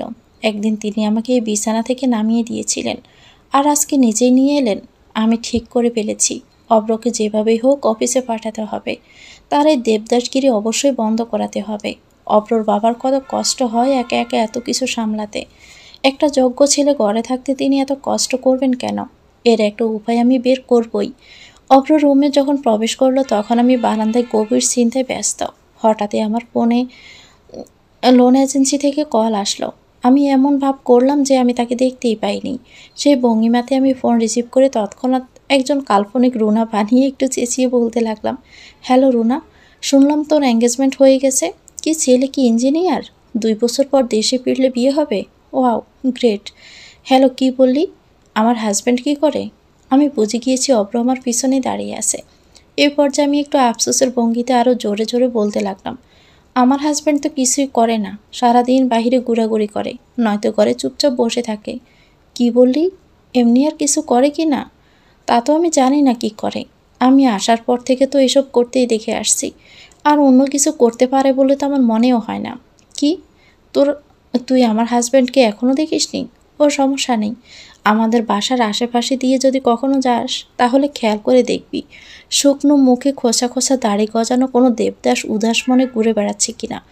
যদি দেখতে পাস তবে সেই আমার হাজব্যান্ড। সে ছাড়া ওভাবে আর কেউ এখানে ঘুরে বেড়ায় না। হ্যাঁ, তাহলে আমার খরচ কে চালায়? কে আবার? আমার শ্বশুর চালায়। বেচারা বুড়ো মানুষ, সারাদিন অফিসে খাটাখাটনি করে। কি বললি? আমার তার থেকে টাকা চাইতে সংকোচ লাগে কি না? হ্যাঁ, তা তো একটু লাগেই। শ্বশুরকে কি আর সব প্রয়োজনীয় জিনিসের কথা বলা যায়? এখন আর কি করার? স্বামী যদি না দিতে পারে তবে তো শ্বশুরের কাছে চাইতে হবে, তাই না? তুই আমার বেস্ট ফ্রেন্ড, তাই তোর কাছে মনের কথা বললাম। তুই তোর ইঞ্জিনিয়ার জামাই নিয়ে ভালো থাকিস, আমিও ভালো আছি। কথাগুলো এক নাগাড়ে বলে শেষ করে আস্তে আস্তে পিছন ঘুরে দেখলাম অব্রমুখ থমথম করে রেখে রুম থেকে বেরিয়ে যাচ্ছে। এদিকে ব্যাংক লোনকারী এতক্ষণে হতভম্ব হয়ে থেকে আবার ম্যাম ম্যাম করা শুরু করেছে। আমি ফোন কানে নিয়ে উল্লাসিত হয়ে পড়লাম। আপনাকে অনেক অনেক ধন্যবাদ ফোন দেওয়ার জন্য। আমি কথা দিচ্ছি, কখনো যদি লোন নেই তবে আপনার ব্যাংক থেকেই আপনার হাত দিয়েই নিব। ফোন কেটে স্বস্তির নিঃশ্বাস ফেললাম। অব্র ইদানিং আমার জীবনটা হুট করে বদলে দেওয়ার জন্য খুব অনুতপ্তে বকে, আর আমিও সেই অস্ত্রটাই কাজে লাগালাম। তার মুখে যে অবস্থা দেখলাম তাতে মনে হচ্ছে কাজ হয়েছে। পরদিন সকালে অব্র ছাড়া সবাই নাস্তার টেবিলে বসে নাস্তা করছি। চম্পা আজকে খুবই বিরক্তিকর ব্রেকফাস্ট সামনে দিয়েছে। জ্যাম, পাউরুটি, ডিম সিদ্ধ আর এক গ্লাস দুধ। ওর নাকি আজ সকাল সকাল আর নাস্তা বানাতে ইচ্ছে করছে না। এই নিয়ে অব্রর মার কাছে খাবারের আগেই একশোট বকা খেয়ে ফেলেছে। এখন কি আর করার, বসে বসে এই শুকনো খাবারগুলোই হতাশ হয়ে চিবোচ্ছি।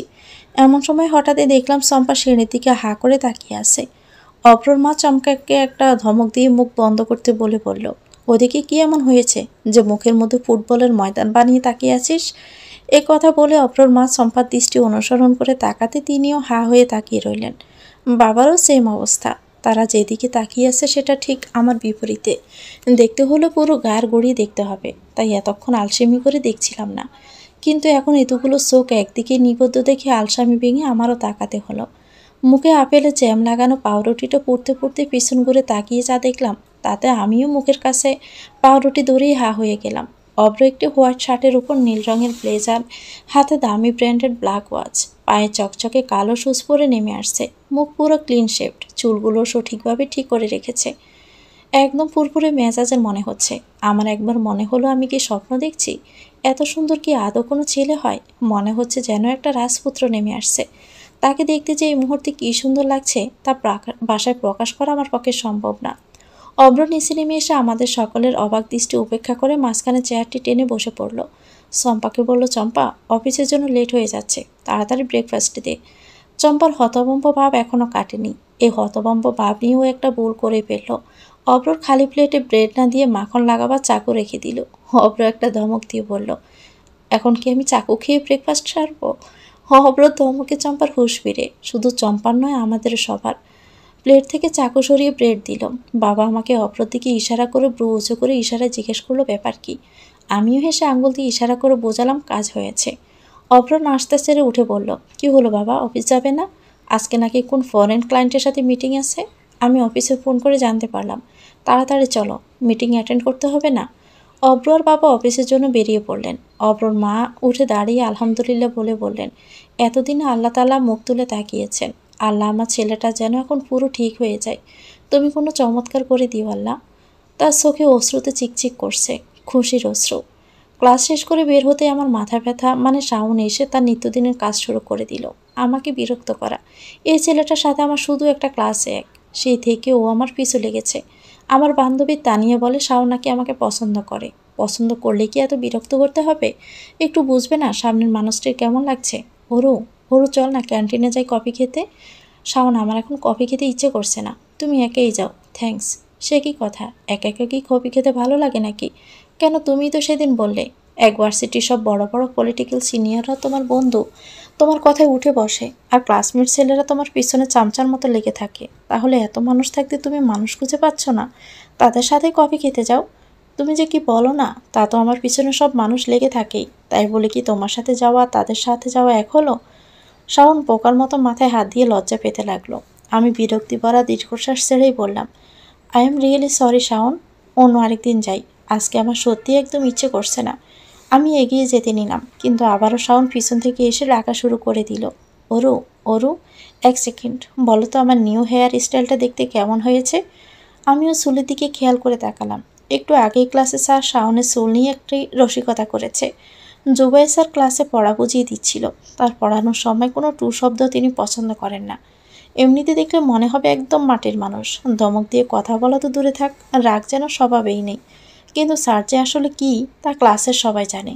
স্যার যখন পড়া বোঝাচ্ছিল তখন শাওন অন্যদিকে তাকিয়ে মৃদু গুনগুন করে গান গাইছিল।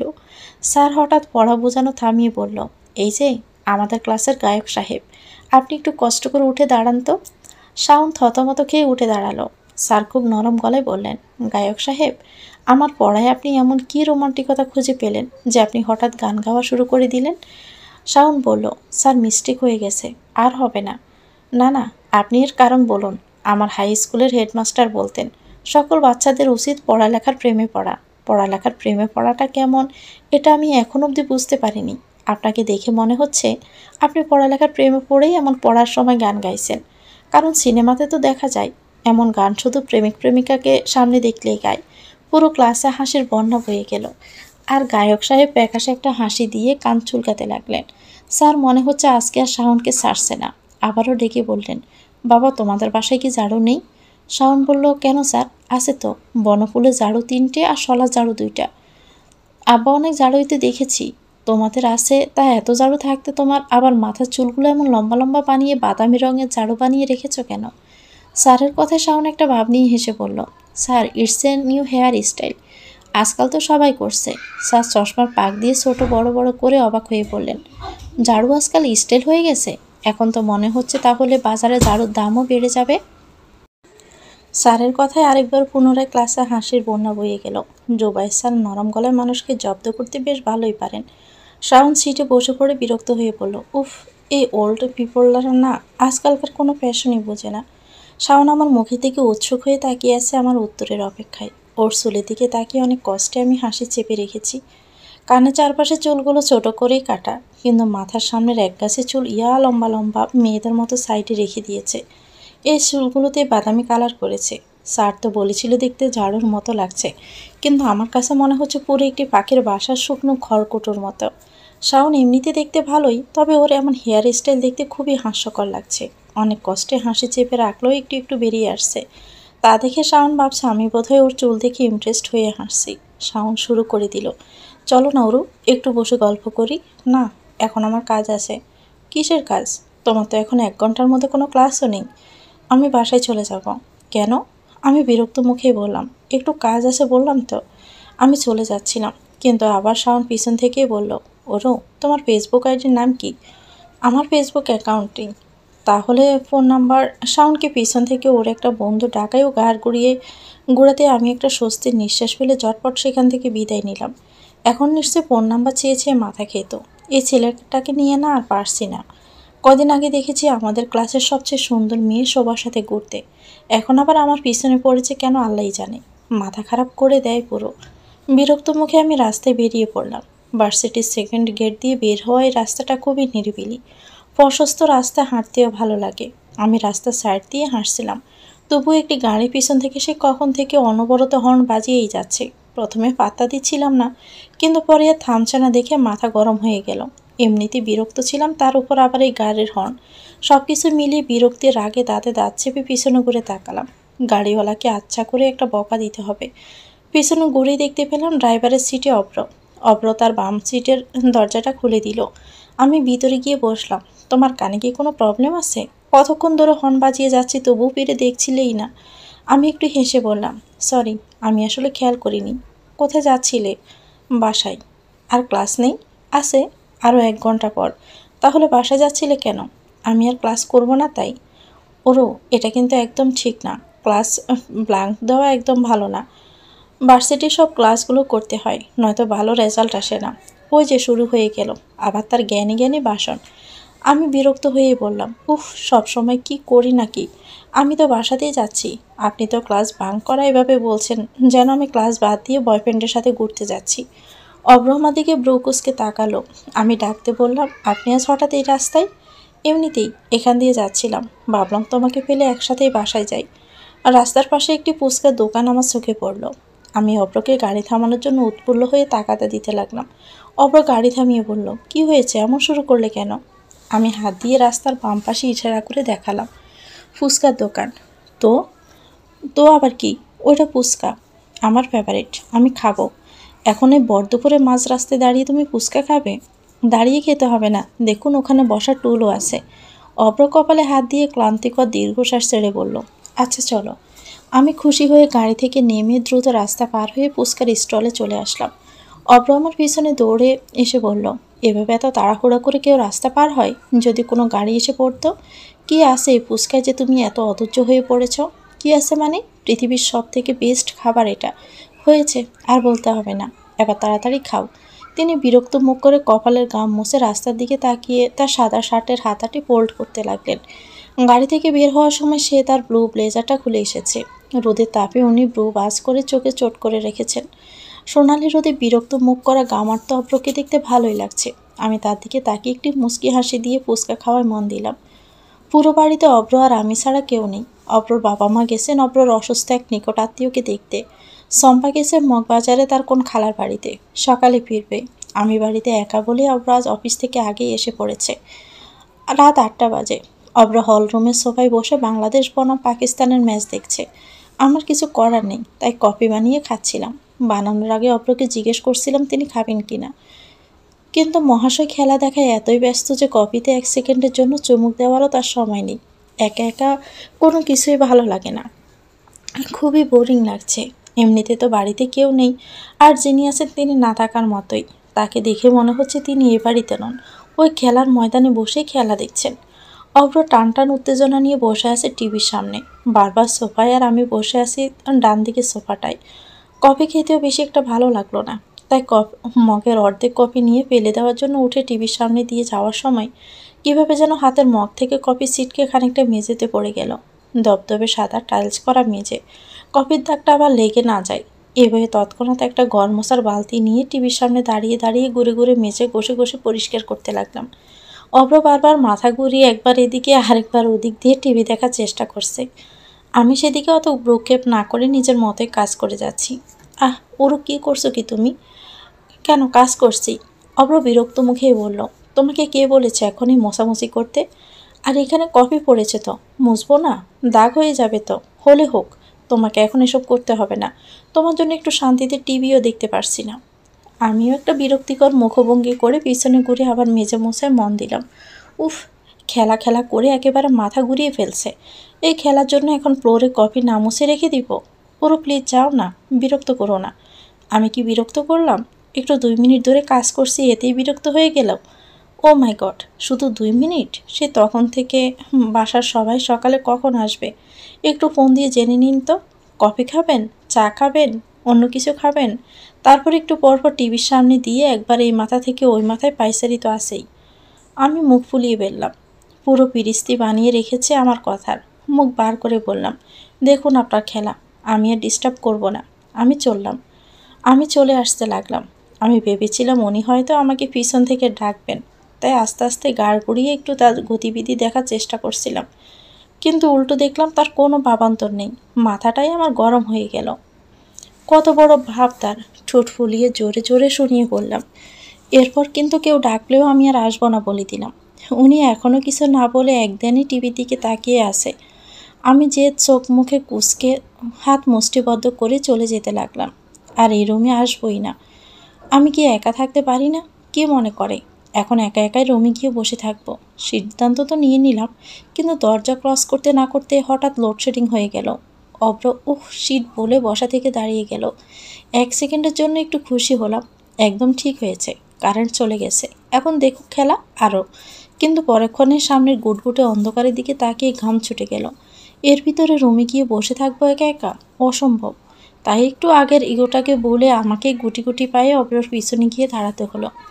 অব্র ফোনে টর্চ জ্বালিয়ে হঠাৎই পিছনে ঘুরতে গিয়ে অন্ধকারে আমার সাথে মৃদু ধাক্কা খেয়ে চমকে উঠল আর বলল, তুমি? এভাবে কেউ হঠাৎ করে পিছনে এসে দাঁড়ায়? আমি কিছুই বললাম না, বারবার ডুব গিলে অন্ধকারের দিকে তাকাতে লাগলাম। অব্র আমার অবস্থা দেখে একটু মজার ছলে বলল, একটু আগে কে যেন কি বলল, কেউ আর ডাকলেও সে আসবে না। আমি ছোট ছোট চোখ করে তার দিকে তাকিয়ে মনে মনে কোনো গালি দেওয়ার প্রস্তুতি নিলাম। এখন আমার অসহায়ত্বের সুযোগ নিয়ে মজা করা হচ্ছে, তাই না? নয়তো আগামী 2 দিনের জন্য আমার মুখ দিয়ে কথাই বের করতে পারতো না। অব্র ধীরে ধীরে হলরুম হাতড়ে হাতড়ে এগিয়ে যেতে লাগলো। আমিও একবার আশেপাশে অন্ধকারের দিকে চোখ বোলাচ্ছি। আবার অব্রর পিছন পিছন ঘেসে ঘেসে হাসছি। অব্র হঠাৎই পিছনে ঘুরে দাঁড়ানোতে আমি ওর পায়ে পাড়া দিয়ে ফেললাম। ও ব্যথায় আহ করে উঠল। ও সরি সরি, আপনার লাগেনি তো? লাগিয়ে বলছো লেগেছে কি না? তুমি এভাবে ঘেসে ঘেসে হাসছো কেন? হ্যাঁ, ওই অন্ধকারে। অন্ধকারে কি? না, কিছু না। অব্র হঠাৎই কিছু বুঝতে পারার মতো করে বলে উঠল। ও বুঝলাম, ম্যাডাম ভিক্টোরিয়ার মতো যে কটকট করে কথা বলে সে কিনা অন্ধকারকে ভয় পায়। আমি মোটেও অন্ধকারকে ভয় পাই না, আমি কোনো কিছুকেই ভয় পাই না। কথাটা শেষ করতে না করতেই আমার মাথা ঘেঁষে একটা টিকটিকি পড়ল, আর আমি চিৎকার দিয়ে অব্রর দিকে আরও ঘেঁষে দাঁড়ালাম, আর অব্র অট্টহাসিতে ফেটে পড়ল। কোনো কিছুতেই ভয় পাই না না, আর এখন টিকটিকি দেখে ভয়ে লাফিয়ে ওঠো? ভীতু কোথাকার! আমি ভীতু না, ও তো শুধু হঠাৎ মাথার উপরে অন্ধকারে পড়লো তাই। আর টিকটিকি দেখে ভয় পেয়ে এমন করিনি, সে তো শুধু টিকটিকি দেখলে কাক এমন যেন রিরি করে ওঠে, তাই তো এমন করলাম। আচ্ছা, তাহলে তো তুমি কোনো কিছুকেই ভয় পাও না। তাহলে একটা কাজ করো, তুমি আগে আগে যাও, আর আমি তোমার পিছন পিছন আসছি। তার কথায় আমি আতঙ্কিত হয়ে জোরে বলে উঠলাম, না।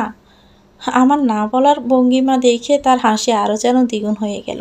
আমি মুখ বার করেই বললাম, শুনুন, আমি এমনিতেই অন্ধকার ভয় পাই না, তবে আজ একটু পাচ্ছি, কারণ আমি দুপুরে খালি বাসায় একা একা বসে হরর মুভি দেখেছি তো তাই।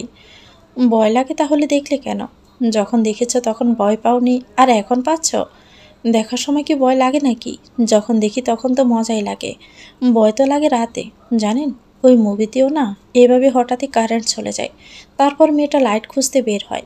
অব্র আমার কথার মাঝে পিষপিষিয়ে বলতে শুরু করলো, আর তারপরে মেয়েটার মনে হয় ওর আশেপাশে কেউ আছে, আর মেয়েটি পিছন ফিরে তাকায়, আর তো অব্র হঠাৎ করে আমার কানের কাছে জোরে বউ করে চিৎকার দেওয়ায় আমি ভয়ে অব্রর এক হাতে শার্ট খামচে জড়িয়ে ধরি, আর অব্র জোরে জোরে হাসা শুরু করে দেয়। সিরিয়াসলি ওরু, আমি হাসি থামাতে পারছি না। তুমি কি ভেবেছিলে ভূত এসে পড়েছে? তোমার মতো এত বড় মেয়ে নাকি ভূতে ভয় পায়? তার হাসিতে যেন খুন হয়ে যাওয়া দৃশ্য দেখে আমার রাগে গা জ্বলে উঠল। এরই মাঝে আবার অব্রর ফোনে টর্চ লাইটও বন্ধ হয়ে গেল। আমি ভীতু গলায় বললাম, কি হলো? ফোনের চার্জ শেষ হয়ে গেছে। তোমার ফোনটা দাও তো। ফোন আমার কাছে নেই তো। কোথায় রেখেছ? রুমে রেখেছি। অব্র ঈষৎ বিরক্ত হয়ে বলল, ফোনটা তো অ্যাটলিস্ট হাতের কাছে রাখবে তাই না? কখন দরকার পড়ে যায়। এখন এই গুটগুটে অন্ধকারে কি করব বলো তো? কিছু জ্বালাতে হলেও তো সেটাকে আগে খুঁজে বের করতে হবে। এখন এখানে আমার কী দোষ বলুন? মনে নেই অফিস থেকে এসে আপনি আমার হাত থেকে ফোনটা কেড়ে নিয়ে ড্রয়ারে লক করে রেখেছিলেন? ও হ্যাঁ, মনে পড়েছে। আমি অফিস থেকে এসে দেখলাম তুমি বই খুলে রেখে আরামে ফোন টিপছিলে। কিছুদিন পর তোমার এক্সাম, তাই আমি তোমার ফাঁকিবাজি বন্ধ করতেই ফোনটা নিয়েছিলাম, আর বলেছিলাম যতক্ষণ পড়া শেষ না করবে ফোন পাবে না। সেটাই। এখন বলুন, দোষটা কার? দোষটা তো তোমারই। না তুমি পড়া ফাঁকি দিয়ে ফোন টিপতে, আর না আমি ফোনটা লক করে রাখতাম, আর তোমার ফোনও এখন তোমার সাথেই থাকতো, আর আমাদের এমন অন্ধকারে দাঁড়িয়ে থাকতে হতো না। আচ্ছা, তাহলে আমিও তো বলতে পারি, আপনি কেন আপনার ফোনটা চার্জ দিয়ে রাখেননি? বসে বসে শুধু খেলা দেখছিলেন? এখন এই অন্ধকারে দাঁড়িয়ে দাঁড়িয়ে কি শুধু অর্নামেন্টসের করবেন নাকি আলো জ্বালানোর মতো কিছু খুঁজবেন? অব্র একটু এগিয়ে গিয়ে খানিক থেমে হঠাৎই ম্যাচ বক্সের কাঠি জ্বালিয়ে ধরলেন। আমি বললাম, আপনি সিগারেট খান? হোয়াট? আমি সিগারেট কেন খাবো? তাহলে আপনার কাছে ম্যাচ বক্স কীভাবে এলো? ম্যাচ বক্সটা দেখে তোমার সিগারেট খাওয়ার কথা কেন মনে হলো? কারণ যেসব ছেলেরা সিগারেট খায় তাদের পকেটেই তো শুধু ম্যাচ বক্স থাকে। আমি কি ম্যাচ বক্সটা পকেট থেকে বের করেছি? আমি তো পেলাম এই ডেস্কের ওপর। ও, আপনি অন্ধকারে হাত রাখলেন আর অমনি ম্যাচ বক্সটা পেয়ে গেলেন? অব্র আমার কথায় ক্লান্ত হয়ে হাঁপ ছেড়ে বলল, ma'am, it's a co incidence. Kindly please আপনি কি আপনার মুখটা একটু কিছুক্ষণের জন্য বন্ধ করে রাখবেন? তার কথায় আমি মুখ বেংসি দিয়ে চুপ করে রইলাম। অব্র একা একাই নিজে নিজে বলতে লাগলো, ম্যাচ বক্সটা যেহেতু এখানে পাওয়া গেছে, মোমবাতিও এখানে থাকারই কথা। প্রথমে ড্রয়ারের পর দ্বিতীয় ড্রয়ারটা খুলতেই অব্র মোমবাতি পেয়ে গেল। আমি তার হাত থেকে ম্যাচ বক্সটা নিয়ে মোমবাতি ধরিয়ে দিলাম। কাঠি দিয়ে আগুন ধরানোর পর আমার চোখ পড়ল অব্রর দিকে। মোমবাতির হালকা আভায় তাকে দেখতে কী যে সুন্দর লাগছে। আমি অপলকভাবে তাকিয়ে রইলাম তার দিকে। আর এদিকে কাঠির মাথা পুড়ে আগুন আমার আগুনের কাছে এসে পড়ে সেকা লেগে গেল। আমি একটু উফ করে শব্দ করে উঠলাম। অব্র ব্যস্ত হয়ে মোমবাতিটা টেবিলের উপর রেখে চেয়ার টেনে আমাকে বসিয়ে অপর দিকে নিজেও বসে বলল, কি যে করো না তুমি, দেখি কোথায় লেগেছে। উনি আমার আঙ্গুল ওনার মুখের সামনে ধরে ফোঁ দিতে লাগলো, আর আমি তাকে দেখতে লাগলাম।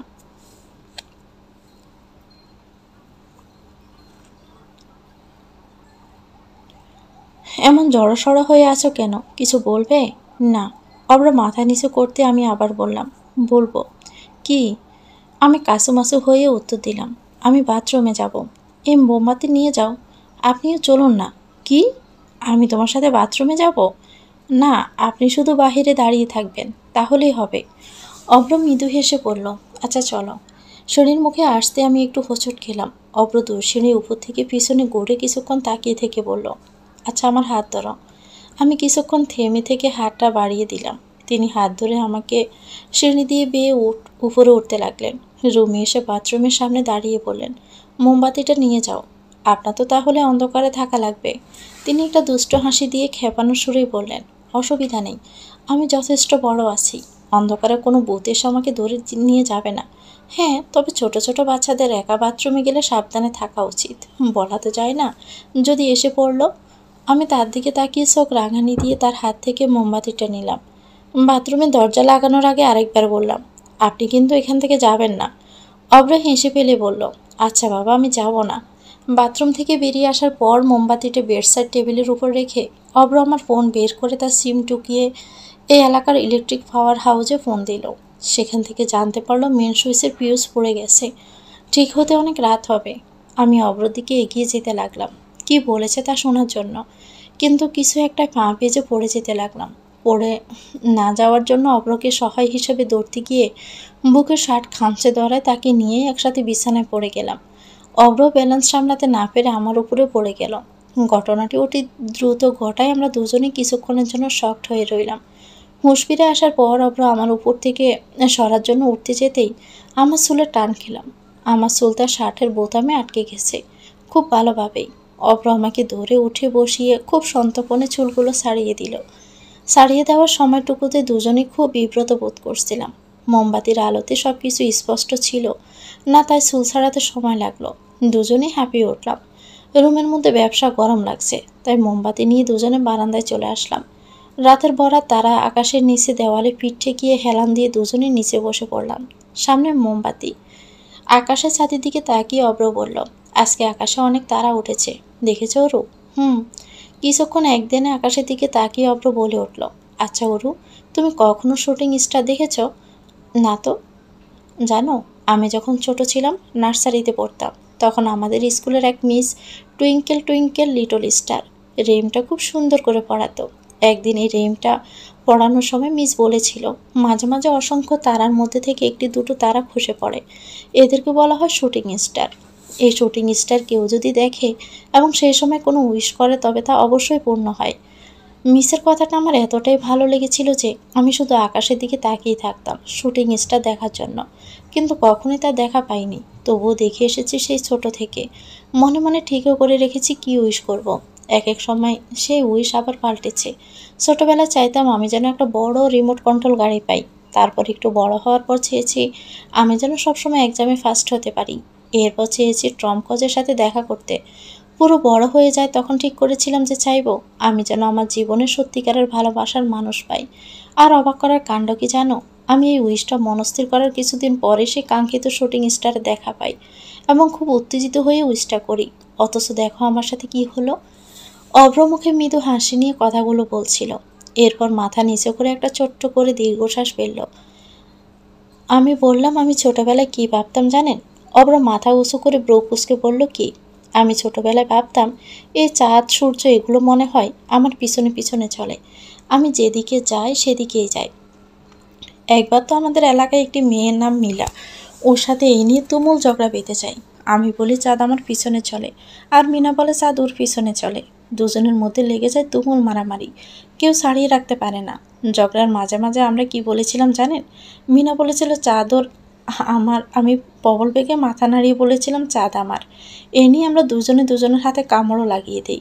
তারপর মা সেই কানমলা দিয়েছিল না, আর আমি জানালার কাছে গিয়ে কাঁদছিলাম আর বলছিলাম চাঁদ শুধু আমার, আমি চাঁদ কাউকে দিব না। এরপর রুমের মধ্যে থেকে আমার দাদি হঠাৎ বলে ওঠে, হ চাঁদ তো তুমগো জামাই লাগে, এর লাগে অহন তোমরা চাঁদ লইয়া কামড়াকামড়ি করো, শ্বশুর বাড়ি যাওয়ানোর সময় লইয়া যাইস লগে কইরা, গাদা চিমড়ি কথাকার। অব্র জোরে জোরেই হাসতে লাগলো। ওরু সিরিয়াসলি চাঁদ নিয়ে কাড়াকাড়ি? তুমি তো দেখি ছোট থেকেই অদ্ভুত। তোমার দাদির কথাটা কিন্তু দারুণ ছিল, গাদা চিমড়ি। আমি ছোট ছোট চোখ করে বললাম, আমি জানতাম আপনি এই গল্পটা বললে আপনি আমাকে খেপানো শুরু করে দিবেন। অব্র হাসতে হাসতে বলল, তাহলে বললে কেন? কারণ আপনাকে হাসতে দেখতে আমার ভালো লাগে। অব্র হাসি থামিয়ে আমার দিকে তাকিয়ে রইল। সেদিন রাতে আমরা অনেক গল্প করলাম, অনেক হাসি মজা খুনসুটে ঝগড়া অনেক কিছুই চলতে লাগলো। সেদিন প্রথমবারের মতো আমরা দুজন দুজনের সাথে এতটা কথা বলেছি, এত এত গল্প করেছি। তারপর কখন যে চোখটা লেগে এলো আমি বুঝতেই পারিনি। সকালে ঘুম ভাঙতে খেয়াল করলাম আমি অব্রর কাঁধে মাথা রেখে ঘুমিয়ে পড়েছি। জট করে মাথা তুলে অব্রর দিকে তাকিয়ে দেখলাম অব্র জেগে আছে। আপনি কখন জাগলেন? উনি হাত দিয়ে চোখ কষলে বললেন, আরও 1 ঘন্টা আগে। তাহলে এখনও এখানে বসে আছেন যে? আমাকে জাগালেন না কেন? তুমি ঘুমাচ্ছিলে তাই ডিস্টার্ব করিনি। অব্র ভিতরে চলে গেল। অব্র রুমের বারান্দাটা বেশ লম্বা আর চওড়া। বারান্দার দড়িতে একটি সবুজ কাপড় ঝুলে আছে। এই কাপড়টার জন্যই আমাদের চোখে সকালে সূর্য এসে আলো পড়েনি। আমি উঠে দাঁড়িয়ে অবাক চোখে কাপড়টা হাতে নিলাম। এটা তো আমার কোনো কাপড় নয়। তাছাড়াও কাল রাতে এটা এখানে ছিল বলে মনেও তো পড়ছে না। বেশি মাথা ঘামালাম না, ভাবলাম হয়তো ছিল আমি খেয়াল করিনি। ফ্রেশ হয়ে নিচে চলে আসলাম। অব্রর বাবা মা চলে এসেছে, এমনকি চম্পাও। এতটা বেলা করে উঠলাম বলে খারাপ লাগছে। রান্নাঘরে গিয়ে দেখলাম চম্পা সবজি কাটছে আর অব্রর মা চা বানাচ্ছে। সকালবেলা চা না খেলে আমার জীবনই কাটে না। অব্রর মা চা বানাচ্ছে এখন, আমি তো তাকে মুখের উপর বলতেও পারি না আমাকেও 1 কাপ চা দিন। তাই দাঁড়িয়ে দাঁড়িয়ে চম্পার সবজি কাটা দেখতে লাগলাম। কিন্তু একটু পর আমাকে চরম চমকে দিয়ে অব্রর মা আমার দিকে চায়ের কাপ বাড়িয়ে দিলেন, তবে মুখে কিছুই বললেন না। আমিও চুপ করে চায়ের কাপ নিয়ে রান্নাঘর থেকে বেরিয়ে গেলাম। রান্নাঘর থেকে বেরোতেই শুনতে পেলাম অব্রর মা শম্পাকে জিজ্ঞেস করছেন, শম্পা? জি খালাম্মা। ওই মেয়েটা কেমন রে? কোন মাইয়া? ওই যে ওই মাইয়াটা। ও, অরু আপামনের কথা কন? হে তো অনেক ভালো, কি সুন্দর ঠান্ডা কইরা কথা কয়, হাসি খুশি থাকে। অরু আপামনির মতন মাইয়াই হয় না খালাম্মা। আমি তো কই হের বড় বোন ফালাইয়া যাও নে, আমগো অব্র ভাইজানের ভাগ্যই খুলছে। ওই কটকটা মাইয়ার জায়গায় এখন কত ভালো একটা মাইয়া পাইছে। হইছে, এখন কাজ কর। আমি তো কাজই করতেছি, আপনিই তো আমারে জিগাইলেন। তুই কথা বড্ড বেশি বলিস। অগ্রর মা হঠাৎ আমার কথা শম্পা থেকে কেন জিজ্ঞেস করছিলেন? রুমে বসে বসে এই কথাই ভাবছি। আজ শুক্রবার, আমার ভার্সিটি বন্ধ, কিন্তু অব্রর অফিস তো আর বন্ধ না। তাই তিনি অফিসে চলে গেলেন। তবে শুক্রবার তিনি আর বাবা অফিস থেকে তাড়াতাড়ি ফিরে আসেন। একটু পর শম্পা এসে আমাকে জানালো অব্রর মা আমাকে তার রুমে ডেকেছেন। আমার গলা শুকিয়ে কাঠ হয়ে গেল। একই বাড়িতে থাকলেও আমাদের দুজনের কথা না বলার মতোই। 2-3 বারের বেশি কথা কখনো হয়নি। ভদ্রমহিলাকে আমি যথেষ্ট ভয় পাই, সবসময় কেমন গম্ভীর হয়ে থাকে, কথাও বলেন কড়া কড়া। হঠাৎ আমায় ডেকে কেন পাঠালেন বুঝলাম না। একটু ডুব গিলে কাছুমাছু হয়ে তার রুমের দরজা ঠেলে দাঁড়ালাম। তিনি একদৃষ্টিতে সামনের দিকে মুখ করে তাকিয়ে আছেন। মা ডাকবো এ নিয়ে আমি খুব কনফিউশনে পড়ে গেলাম। উনি যেহেতু আমাকে ছেলের বউ হিসেবে বেশি একটা পছন্দ করেন না, তাই আন্টি বলে ডাকাটাই ঠিক মনে করলাম। আস্তে আস্তে ডেকে উঠলাম, আন্টি আসবো? হ্যাঁ আসো, দরজাটা বেরিয়ে দিও।